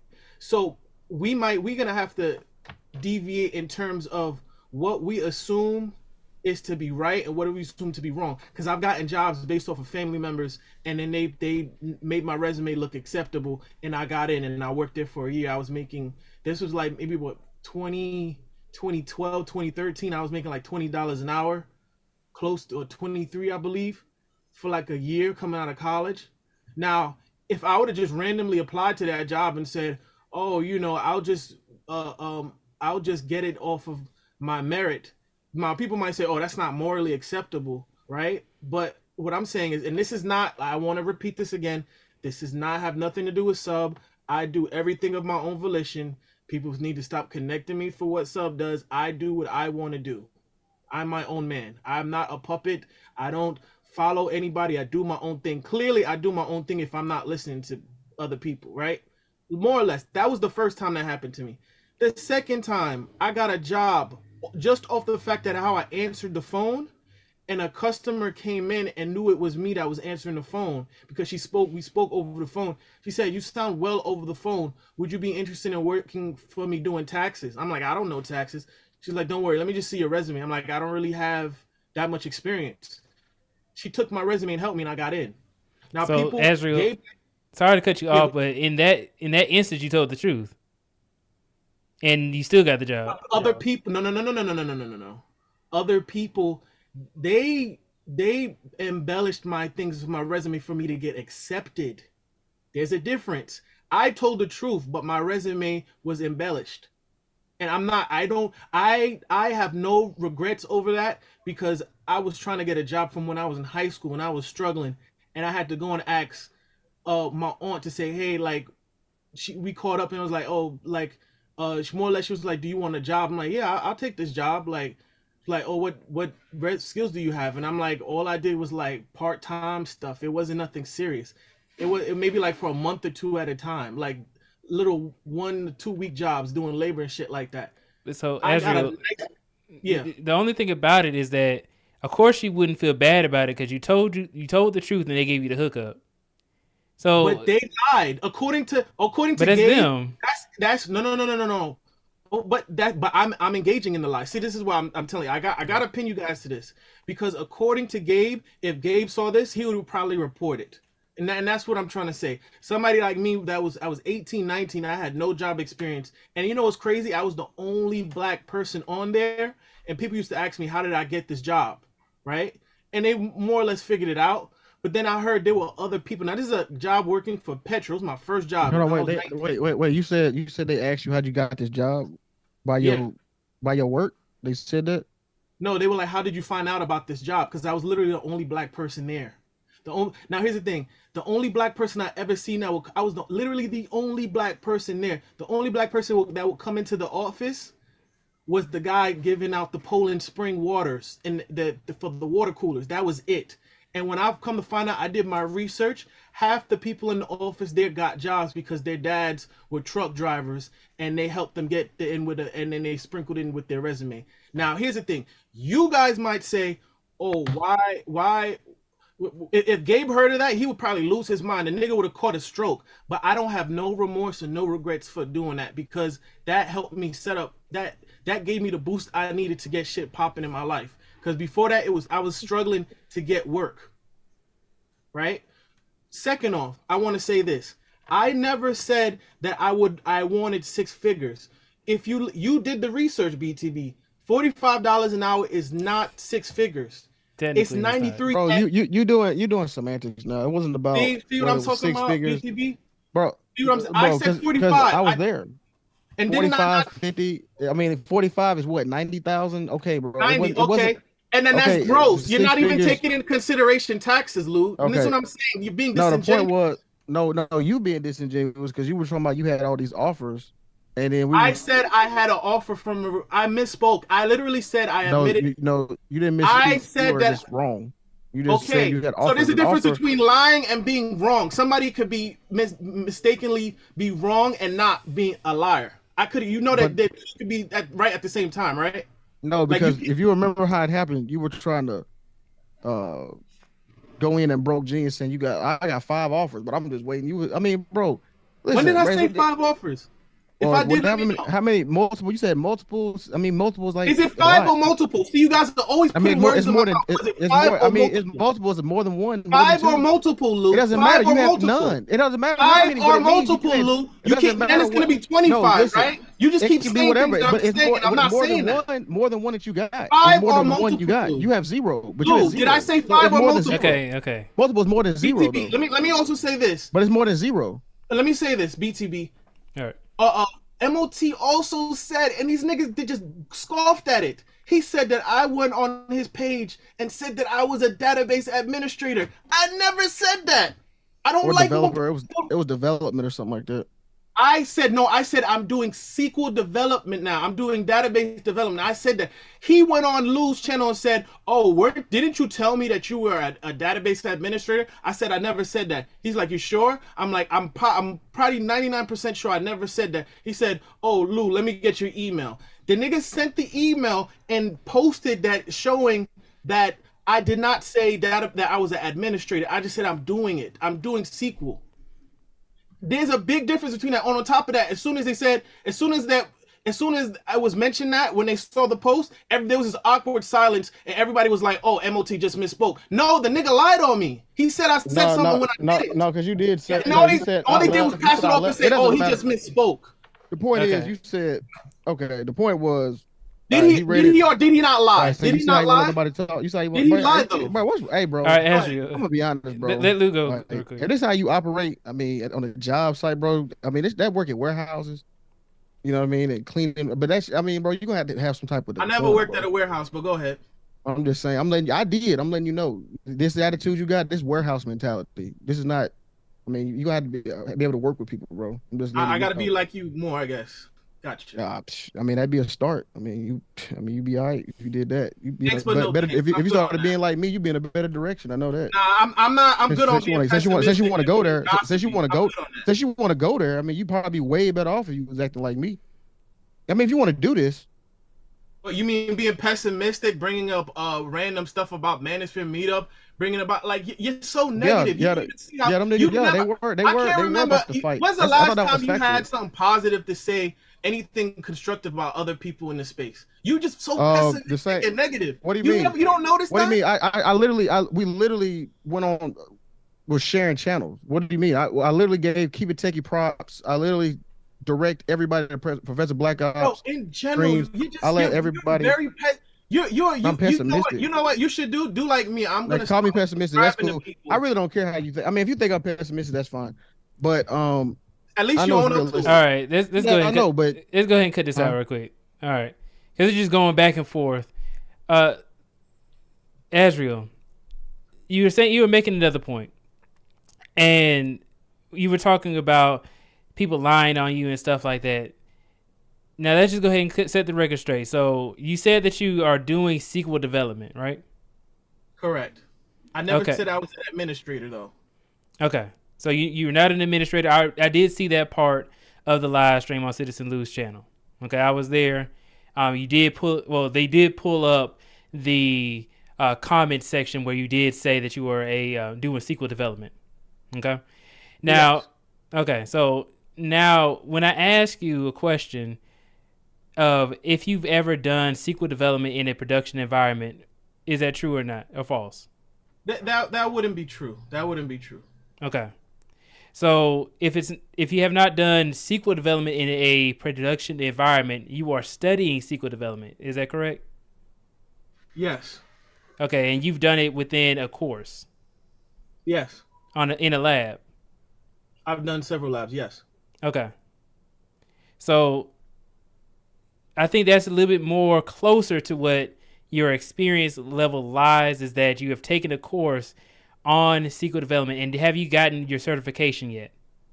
No, but let me ask you something. If I went to school for accounting, right, and I got the degree, am I an accountant just because I didn't get a job yet? Am I still technically by profession an accountant? And I understand you might say, oh, it's just a course, but if I say I'm doing accounting, and people are like, well, no one hired you, but yeah, I'm doing it right now. Like, I'm practicing it, I'm studying it, I passed it. Like, I don't see why. And here's my thing: what people would say. Well, Ezra, let me answer your question before you move on. Let me answer your question. The answer is no. You can't be practicing something unless you're doing it for somebody. And that's just based off of the definition of it. You know, I understand where you're coming from. That, hey, I understand this. You can say that you understand and you have the ability to. But when I just asked you a second ago if you had the certification from taking the course, you said no. So there is no certification. I thought you have some sort of certificate at the end of the course that says, "Hey, I've completed this." There's no certification. And here's the thing: this is what people are saying. Oh, Sub said you didn't finish the course. This is the thing. I finished the course, but what Sub does is after you finish the course, you have to, if you want him to use him as a referral, you have to pass his interview. What I did was I already put on my immediate resume that I have right now is that I know SQL, and I said I've had people contact me. That's what more or less what I said. Sub is saying I didn't pass his course on the basis of I didn't pass his interview test that he gives everybody so that they can use him as a referral. But I still finished the class anyway. Okay, Ezra, why did you not pass the interview? I just never went and took it. Why not? I would say honestly, because there's two parts to it. And at the time, I wanted to do because there's the sequel and then there's the SSRS, and I wasn't ready for the SSRS yet. I wasn't genuinely. I'll just say I wasn't ready to, because he doesn't just give regular questions. He gives questions that are like you gotta kind of scratch your head and give scenarios. And at the time, I wasn't ready because I had a lot of things going on in my life. Personally, I'm being genuinely honest about that. I had a bunch of things going on, school, family stuff, and I said I was just gonna wait off because my mind wasn't clear at the time. Okay. And I know people are gonna say, "Well, why are you on panels for it?" But it's like you can't win. But this is what I'm saying. People are so pessimistic, and they're so like when I talk to you guys, even Lou, I'm not talking to the regular niggas on in the chat. I'm just this is off of hey, this is what I'm doing, this, that, and the third. Everybody has something negative to say and just pessimistic. Well, you're not doing this, you're not doing that. And I want to say this too. What so you it's pessimistic to say you should start interviewing as fast as possible. No, I was told. At least take. Azriel, let me. Understand, Lou, give me 1 second. Give me 1 second, Lou. Let me ask this question to Azriel. So we're discussing right now because when we talked on Citizen Lou's channel yesterday, and you said that you're waiting a month to start sending your resume out and getting these interviews and getting offers. Mm-hmm. Why is it that within that month, why couldn't you go back and take the interview? No. But here's the thing. I said in a month. Before the month ends, I'm gonna be doing subs interview. I don't have no issue with that. Okay, I already told him I'm gonna do it on the 28th. Okay, so you're going to do it of this 28th of this month. And that's just for him to get his referral. It's not like I can't do it myself. I can create my own thing and do my own thing. It's not an issue. All that is saying, oh, you can use him as a referral. That's all that is. What I did, you might say is hasty or not. I just said I switched around my LinkedIn and I switched around my Indeed and I put that I got a sequel and I wanted to see what was gonna pop up, and that's when I said I got an offer from a recruiter. That's all I'm saying. It wasn't. I'm not trying to get sub into what I'm doing. I'm not trying to get other people. I didn't say that I was an administrator. I never said that I wanted to get 6 figures. All I said is I'm willing to wait a month. I didn't say what time I would wait for a month. I just said I'm willing to wait for a month hypothetically. So hold on, Lou, because one thing that I want to say too is that so if you have not done the interview yet, you want to wait until the 28th of this month to take the Sub-Zero interview just to get the reference, referral. And then now you're saying that you can do it on your own without his referral after you've already taken the course. I can, but I won't though. But then when we look up on Indeed the type of job that you're trying to get, and they all say 5 years or 3+ years of experience. I just looked up Brooklyn, New York. I looked up the jobs that you asked me to look up. There was only 3 jobs available within SSIS. There was a little bit more jobs for SQL that just had SQL as a keyword. But my question is that how would you have done it, gotten a 5-year experience required job without even a referral by yourself? With no certification, I said I could do it. No, here's the thing. I said I could do it if I wanted to. That's why I said I put it in my resume that I got. That I know SQL, right? But I'm not saying that that's what I'm going to do. I'm just saying I could be that because that's what I put in. All I did was add an extra couple things to my resume, and I said I got contacts. What did you add to your resume? What are the couple of things? Okay, so I put in that I know SQL and SSRS and I know Power BI, which I do because I did the course already. Okay. Off of Udemy. I don't know. I know that's not considered. Some people might not consider that as official, but it is what it is. I did the Udemy course.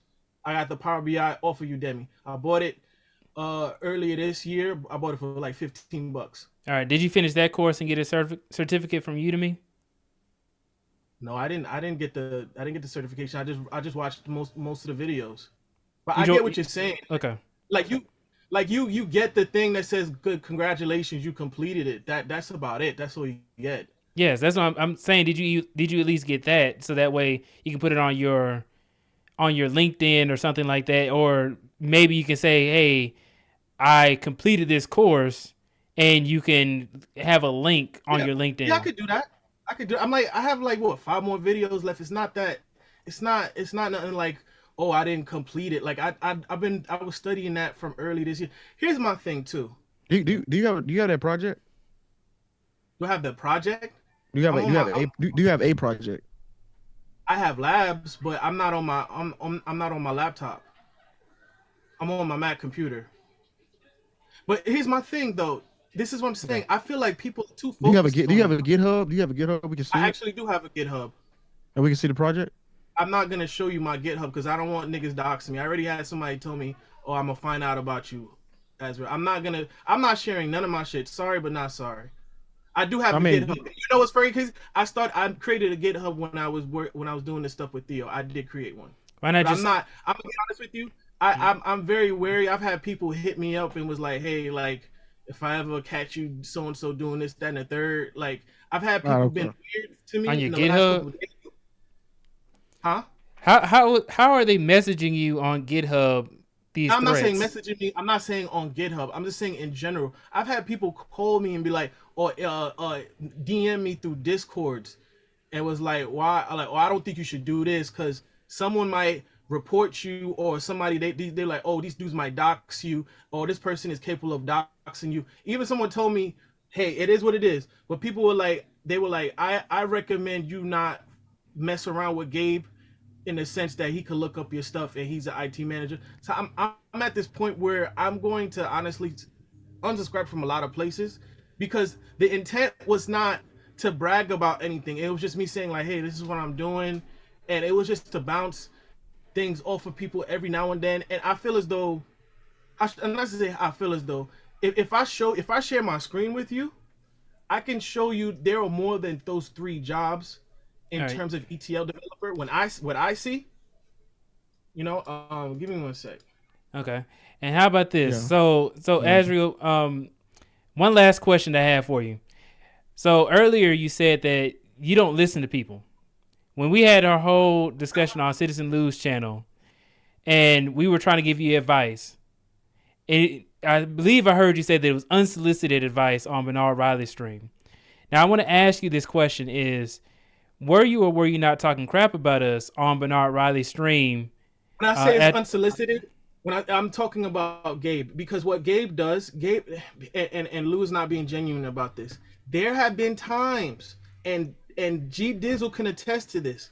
We'll be talking about Saturn and Venus, and the nigga will bring up sub, and I'm not this is my moral. Now hear me. Let me explain my moral compass.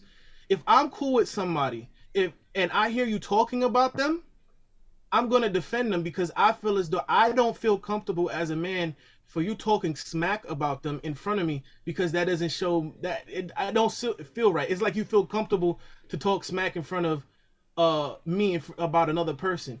Same thing. They were like, oh, why are you protecting Edward? Because it's like, I'm cool with Edward.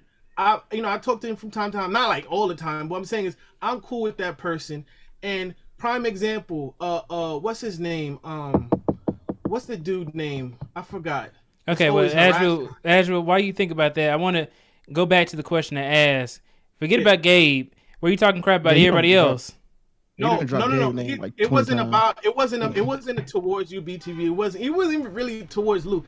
It's about Gabe has this little thing where he always sneak dissing people, and even if you could ask G Dizzle, he was like, bro, like, what's good with you? Why are you always bringing up Sub's name? Even today, I could show you a screenshot. They were talking about dating coaches, and Sub was like, Gabe was like, oh, Sub also sells courses as well. So it's like you're trying to say, oh, he's like a dating coach. It's like, come on. I don't know if he. All right, okay. All right, so Azriel, Azriel, you have the ability to share your screen. While you do that and set that up, PBO. Thank you so much for waiting. Professor Blackhouse, let me turn it over to you. Let me get your opinion on this. I don't know. I think everybody's got a good point. I just came to support my man Azriel. I think y'all giving me a little too much heat. Now I'm gonna put this out there. I don't agree with him, but I do like how Azriel said he's gonna stand up. And let's be real, Indians lie on their resume all the time. I don't think Azriel should stretch it, but if he's there, the only thing I say, man, I've been an Oracle DBA. You can always reach out to me if you need anything, man. That's all I got. I do think Citizen Lou and Before the Billions are giving you some great advice. But Azriel's a grown man. He should take it all and make a decision on his life and you know, do what he wants to do, man. How old are you, Azra? You 30? You 30, bro? No, I'll be 29 next month. Oh God, I got sweaters older than him. But nah, so I'm just here. If you need PBO, I'm here, and I want to support everything. I think everybody's doing it with love. And shout out to Gabe. Gabe ain't sneak dissing, man. So, but nah, that's all I got, man. If you need me, just reach out, man. That's all I got, man. I'm gonna throw it back to you, BTB. That's my 2 cents being an old guy, man. I appreciate you, PBO. So Azriel sharing his screen. So let's see. See, now it might be different because you're in Atlanta, so it might not pop up the same way. But here's the thing. Prime example, I live in Brooklyn, right? So you say 25 miles where this is around, I believe this, if I'm not mistaken, this is like Long Island, right? So like the coordinates are going to show, your algorithm is going to show something different from compared to where I live. I mean, I looked up Brooklyn though. I mean, it's still not a lot. I mean, what is it? 61? It's still not like. Is that all time, or was it like last 24 hours? What was that? No, it says 14 days. Yeah, so that's at the all end. time. Yeah, so 61. I don't know. I would look at sequel. I would probably put a sequel in the parameters first, just to at least get a, you know. Yeah, one thing that actually, that's the thing. I'm being more niche with it, and this is why I was saying. This is what I was saying in the sense of, if I'm but you're not, because you haven't really interviewed. Remember, we that's kind of was the main point. You gotta, you know, if you know what, Adrian, if you were interviewing, okay, so until applying, I get the job, that's when I did I say that? Did I say that? Bro, stop interrupting me, bro. That's not what I said. You gonna just characterize what I said? No, what I said, if you were interviewing, I didn't say get a job. I said if you were actively interviewing, I wouldn't even give you that much more. But you're not even interviewing. You're not even applying, and you talking all this stuff. Like, bro, get into the process, get in the game. I just said stop talking about it. Be about it. Okay, Coach Lou, gotcha, Coach Lou. All right, okay, you can do that little facetious. All right, you can do that all day, but at the end of the day, you're the one still looking. I mean, you're gonna be on a panel next week talking about somebody else's panel. Oh, see, that's why I'm on this course. You on this course? You on that course? I'm good and you ain't interviewed with nobody. Azriel, not one person has been in your interview. All right, hey Lou, Azriel. I'm good. Go ahead. Hold on a second, yo. All right, Azriel, change your requirements right quick. I want to see entry level only. I don't want to see senior. I want, you know, the senior, that's like me. Like, I've been in the industry for over 5 years. It's 10 jobs, 10 results for an entry level.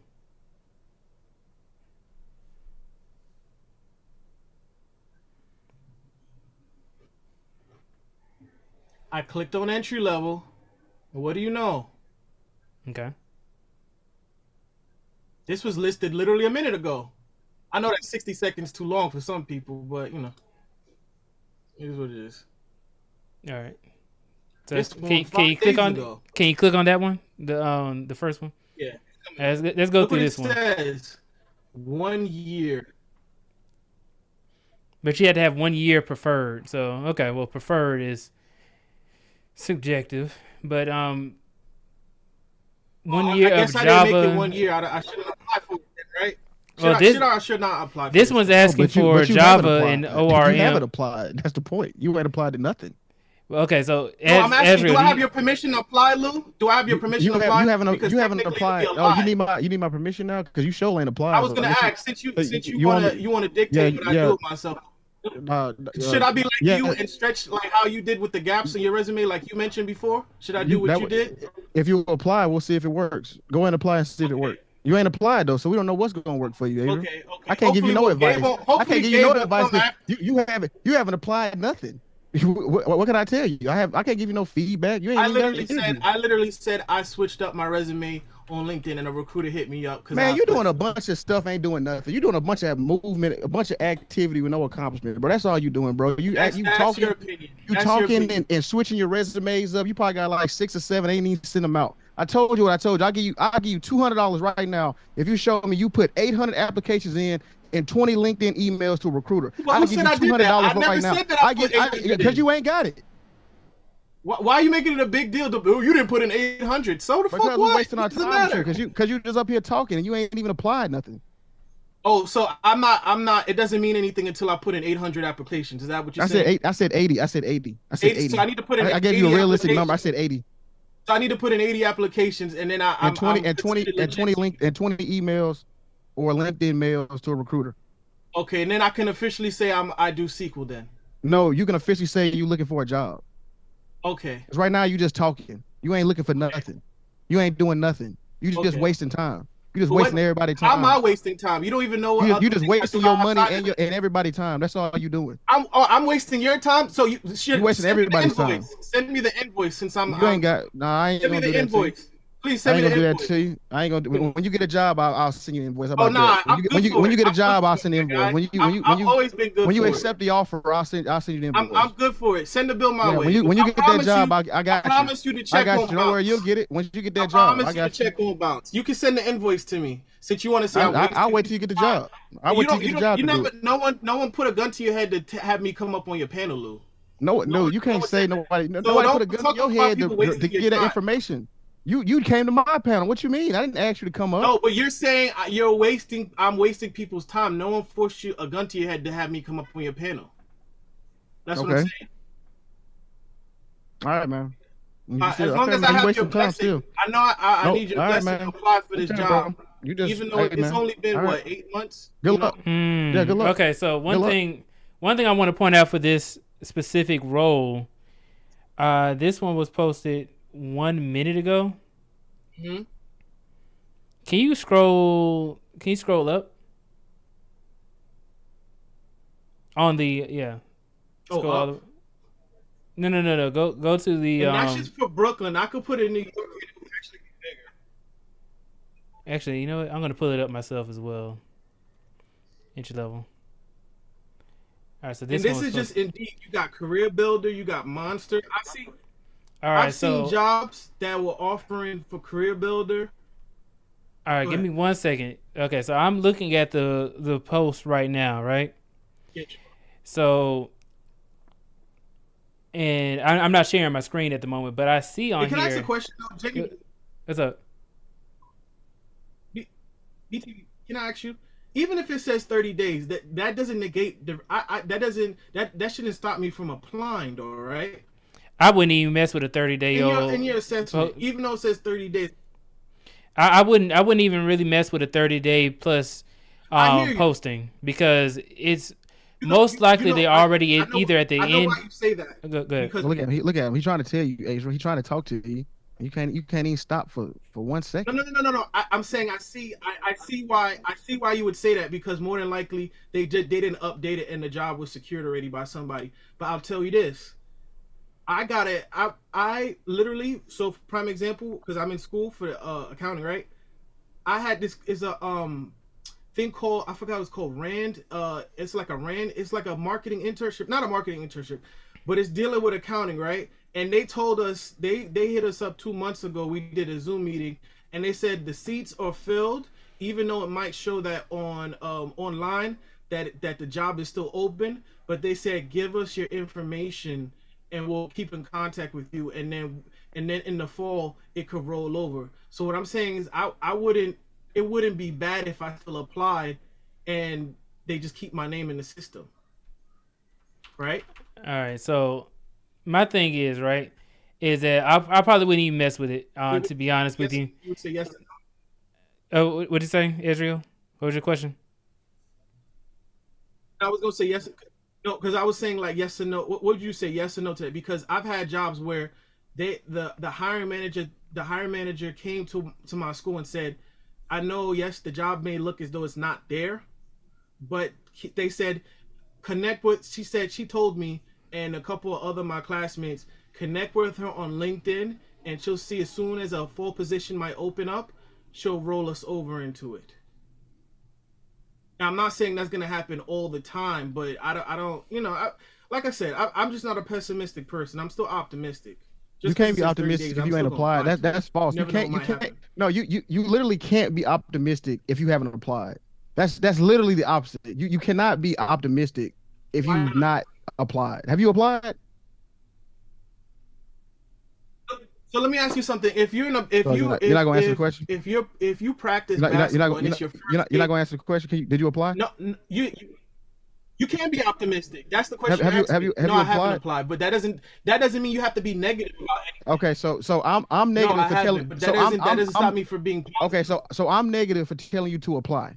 I want you to understand that, everybody in the audience. I'm negative and pessimistic Let me because ask I'm you, telling why you should it to not apply. be why should What? Okay, so then no, you said, oh, you can't be. You told me I can't be optimistic because I haven't applied. Why should I not be optimistic? What I should be pessimistic? No, I'm gonna tell you why. Because if you were That's optimistic, what you said. You said I I'm gonna shouldn't tell be you why. Yeah, optimistic. I'm explaining it because you didn't get it. If you were optimistic, then you would have applied. If you were so optimistic and hopeful that you were gonna get it, you would have already applied. But you ain't applied. True. That is not true. Right, you can be optimistic. You can be optimistic about going to an interview, and you didn't take the interview yet. Man, you don't even know. That doesn't make any sense. Hey, Azrael.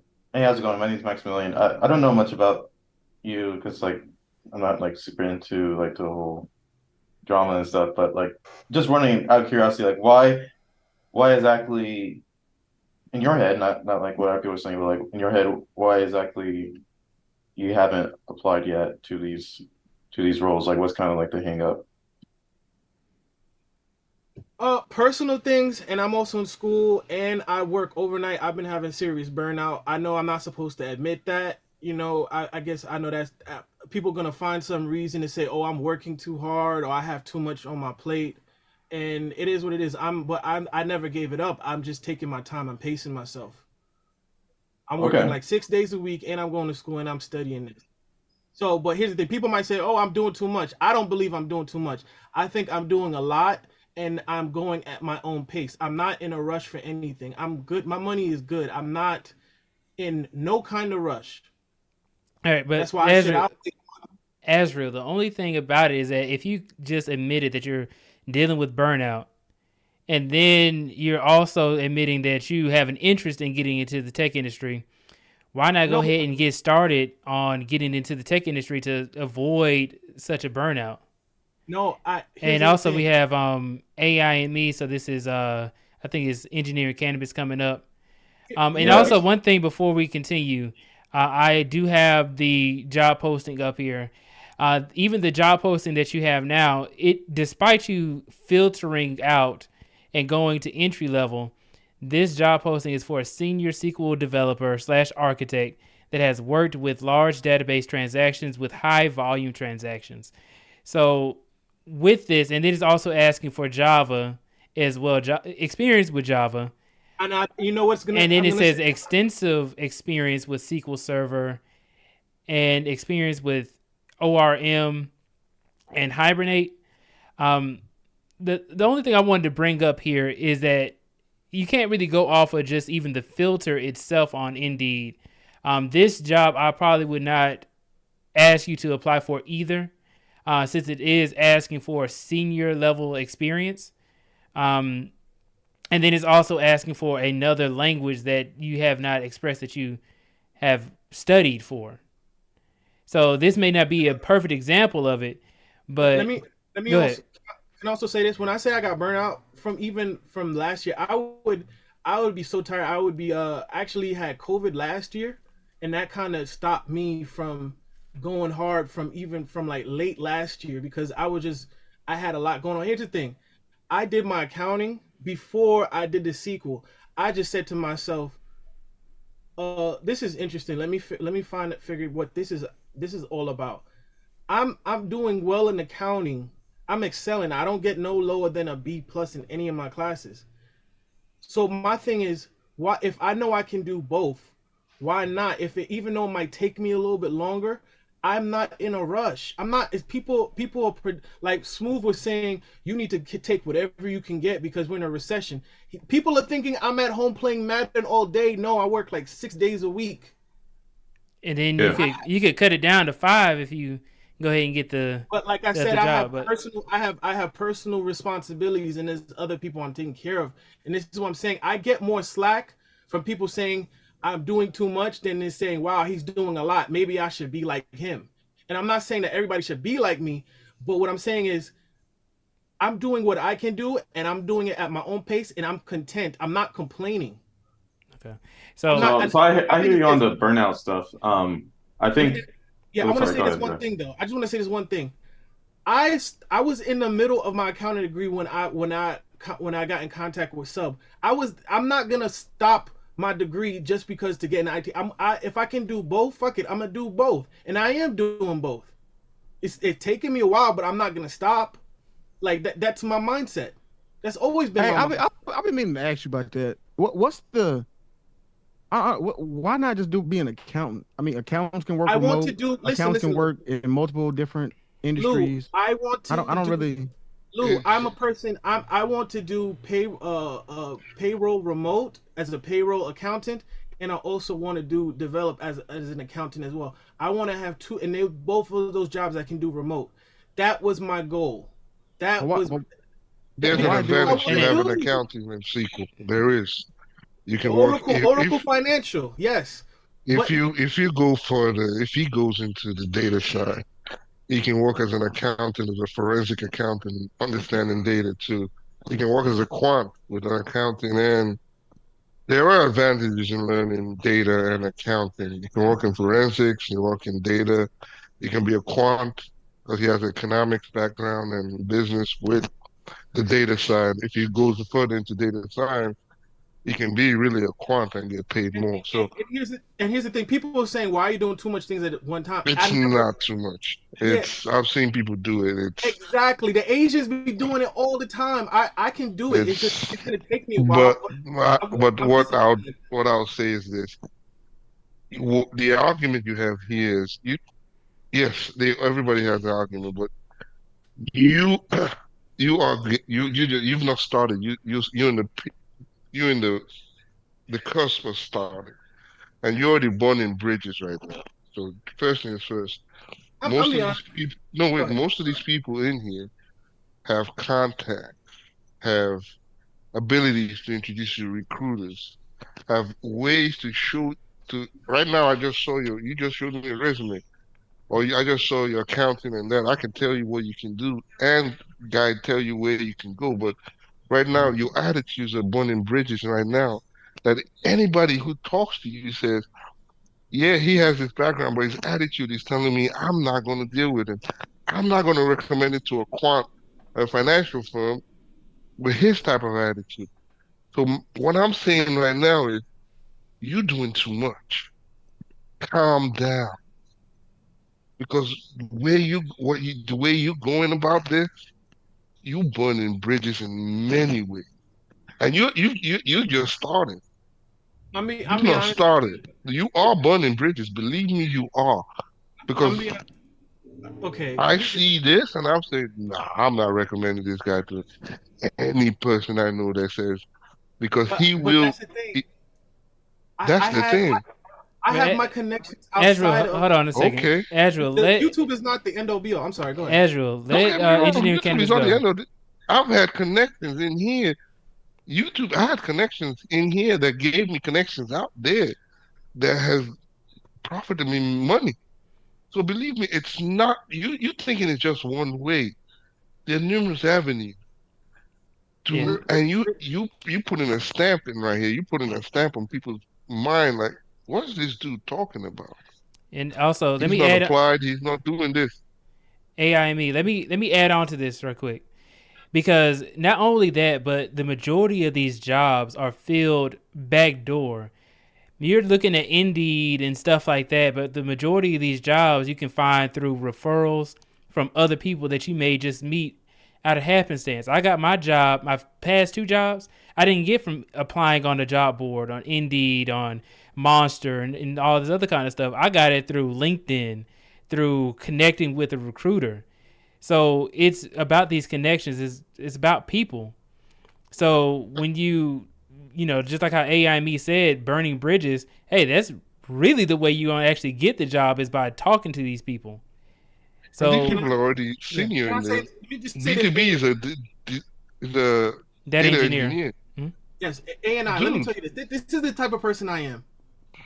When I was 25, I started my own business. I had a vending machine business, and how I did it is during the pandemic, I did DoorDash for the whole summer.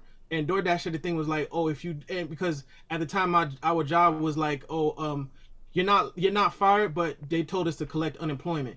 I still did DoorDash for the whole summer, right? While I was collecting unemployment, and then when you do like 100 deliveries for DoorDash, they give you an extra $1,000. Hey man, what? I took that. I mean, that is fraud, but I get you.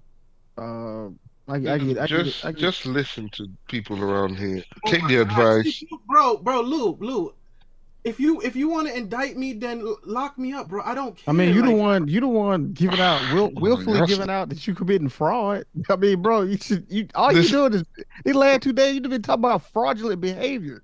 You talking about flipping the resume. All right, let me finish you what I was about, saying. Now you talking about you was door dashing while collecting unemployment. Why you like this? Why you doing this? Okay, let me finish what I Why was so saying. much fraud?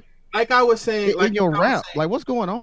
Like I was saying, I collected them. I did the $1,000 for the DoorDash, right? Bro, you don't have to keep doing it, bro. You don't have to keep telling me yo. I'm not talking to you. I'm talking to AI. I'm talking to AI. Well, just anyway. be quiet, please. No, I'm not gonna be quiet. Now that you said that, now you know what, Age, this ain't your panel. First off, so okay, then, you know what? Call the police. We gonna have to calm it down. All right.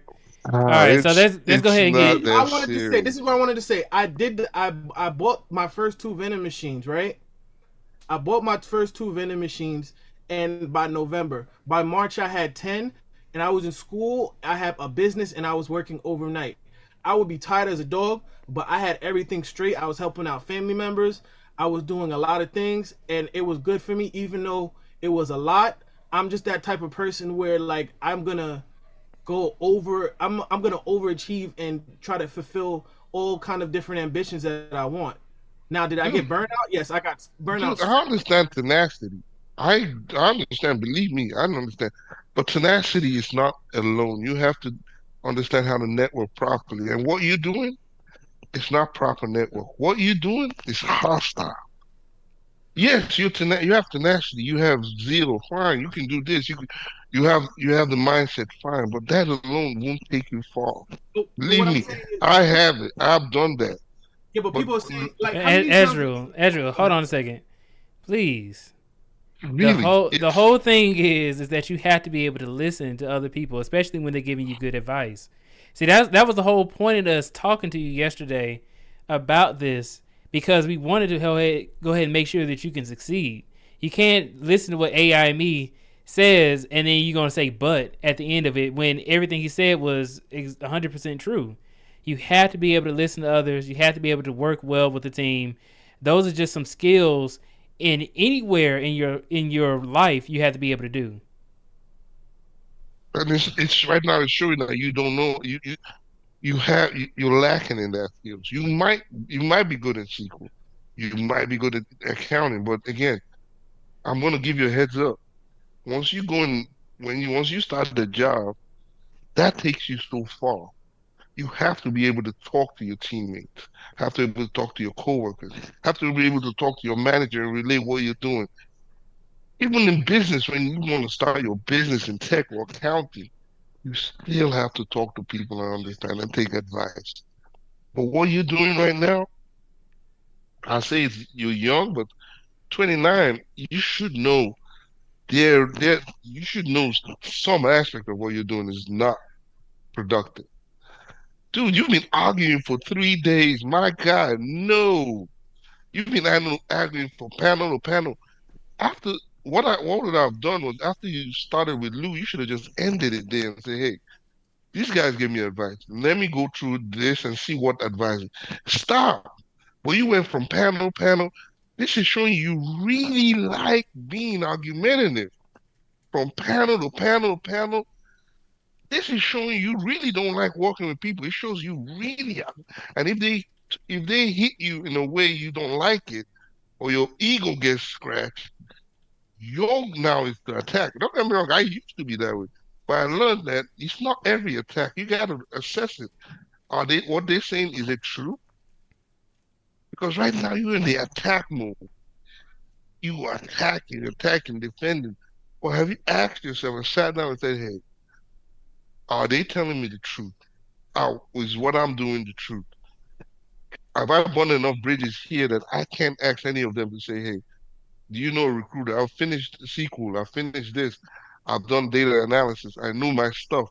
Can you introduce me to someone in the financial industry who can tell me how to be a good quant, make 250, 300? Then you can come back and stunt. I got a $350,000. I'm going to stunt. At that point, everybody's going to shut up and say, man, he got 350K. We can't say nothing. But now you burning bridges. You doing this. You should. They want from one. They want you are argumentative and you really want to go. If they touch your ego, you really want to fight. This is not a good behavior to go and in any combative behavior. I promise you. If I was when I said I'm not recommending this dude, he went from panel to panel. He combative. You really want to know what this guy's going to do with a supervisor if they don't like it? I hear you. You know, go ahead. I'm sorry. You really want to know what this guy's going to do with a supervisor if he doesn't like the comments or something like that? But it's not like Lou is paying me though, so I would know how to. I don't know that Azrael. You displaying this. Look at him, y'all. Look at him. You displaying this. If he says, "Hey, can I recommend him to someone to pay $375K?" I said, "No." He's combative. He's combative. He's been going from panel to panel to panel. This dude, if he probably slap his supervisor if he doesn't like the comment, or probably how he's shouting back with his coworkers. This is what you're displaying, and this is not really what you want to display. YouTube is not like a reflection of everything that goes on in a person's life. It's a perception. Right? My boss tells me everything is a perception. What you just did is a perception. Everybody judges you based on perception. What you doing is a perception of what you do. Let me explain to you. When I leave skill is not the only perception. Your attitude. When I leave YouTube, I genuinely don't think of people in this space. I mean that most respectfully as much as possible. I don't. Like I go about my business. This is more of about my business. But do you know how much business or how much access I've had because I knew people here? In the Manosphere, I thought people were saying the Manosphere don't never talk about resources. Again, this is you're limiting yourself. This is I talk to people beyond just people on the panel. Tam is right there. Tam is on this. I talk to her.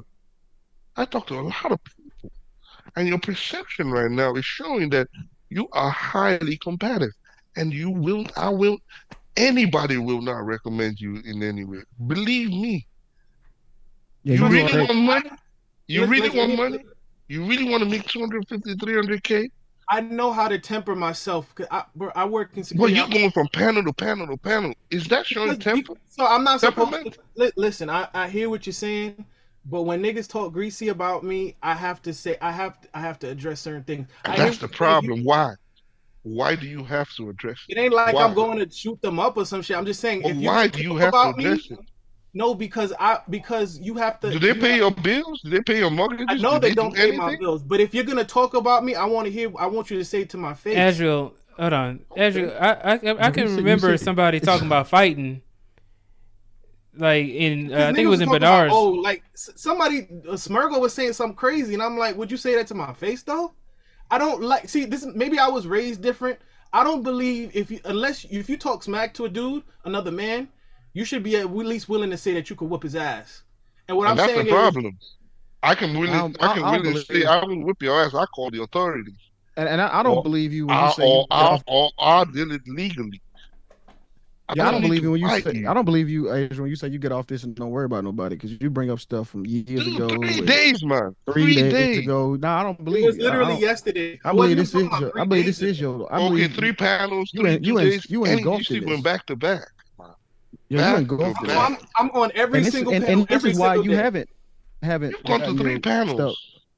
And this is why you haven't gotten your stuff because together. If somebody brings up my name, I'm just just let it rock. No, like if you're gonna say something about me, the most powerful thing is silence. I hear what you're saying. Understand how to look at people and observe. I hear what you're saying. I hear what you're saying, but a lot of these people in this space, respectfully, a lot of them are pussy. And when you talk about see the problem, see what I'm saying. When you assert yourself with them, then they start to clam up. But that's just my. I'm not like that. I'm not gonna. Yeah. No, you don't understand. These dudes, a lot of these dudes, they like to sneak this. Dude, they like very catty, and they want to say shit, and I'm like, okay, why don't you say it to my The face? If you're gonna best be, revenge for even Lou. If you want the best revenge for Lou, do I it. don't care about Do it's it not no revenge. and But get hold that on, how would it be? 375K How would it or be two, and revenge? let me tell then you something. sue Let me tell you something. something. There have been times where I was just chilling, right, and someone hit me up and they were like, "Yo, someone said something about you on Platinum Stream." I'm like, "What?" Like they're like, "Yeah, they said something crazy, like something with you and your girl." I'm like, that never happened, but my name just came up. Sexy Red told me one time niggas were just bringing up my name and they had to tell her to chill because niggas How they much let time do you have to have all these people B2B, mentioning your you need name, anything man? else from me, bro? You need anything else from me, B2B? I'm about to go ahead and close it out, but hold on. Yeah, I'm out, man. Yeah, How much all time right. do you y'all have have for a all good these one. people to mention your name? All right, Dude, Lou. you need to Appreciate you, bro. stop doing all this stuff really quickly. And this stop, is. I'll be remove honest. yourself from these YouTube streets. And Oh, do, absolutely. No. But this is Okay, always been my Ezreal. personality. Ezreal, hold on. All right, everybody calm down. Okay. We better go ahead and close it on out. Ezreal, let me just say this right quick. As a black man, I will tell you is that when you do go ahead and you finally apply for these jobs, let's say when you go ahead and get this job, your first job in tech, these people will try you. It is hard to fight for your respect within the corporate environment, especially as a black man. So you want to give them the least amount of reasons as to why they can disrespect you. So you talking about, niggas is pussy, talking about fighting, talking about how, if somebody says something about you that you don't like, you going to, talk back to them. You want to avoid doing these types of things, especially when you're trying to get your foot off the ground with getting into tech, getting into this corporate environment, because it's a whole different animal. And I know that you say that you don't think about the space afterwards, but I want you to just go ahead, finish out one of these courses. At least one of these courses, get that, hey, you have completed it. At least the Udemy course or Platinum, not Platinum, but Sub-Zero's course, somebody's course, and then I want to be able to see it. I know you have access to my Discord. Put it in the Discord, in the networking chat. I want to be able to see that you have at least finished these courses. You said you already finished most of the videos. Finish the rest of the videos. Take whatever test that they have at the end and finish it. And I want to be able to see that you have at least accomplished this part first. Okay? So regardless of anything else that we've said on this live stream or Citizen Lou's live stream, on Bernard's live stream, I want to see some results after this to say that, hey, you can finish one of these courses. Are we in agreement? Absolute agreement, and I appreciate it. Don't think I don't take what everybody is saying, but it just I don't like the sneak disses. But I hear what you guys are saying, because people are gonna have microaggressions in the quote unquote corporate world. I hear what you're saying. It's just I you know what? I'm gonna think on it. I'm gonna reflect on what you guys said. Have a good night though. All right. You guys have a great night. Thank you so much, AI and me, for coming up. Thank you so much, Maximilian, for coming up. Did you guys want anything else to say before we close out? No, yeah, no, man. Great show as always. Yeah, I think anybody listening, or Ezreal, anybody listening, like, we try to get in the industry, just be a sponge. Try to soak up all the information you can. Just be a visible. Just be a disciple and just listen. And because a lot of people, they do want to see you succeed, and they want to know that you're taking their advice and not taking it for granted. That's really the main thing. And so I don't know what kind of, I didn't see the whole beef, but I think there's a certain point where you have to like stop being so defensive and just kind of like really internalize the advice people are trying to give you. All right. AI me, did you have anything that you wanted to add to close out?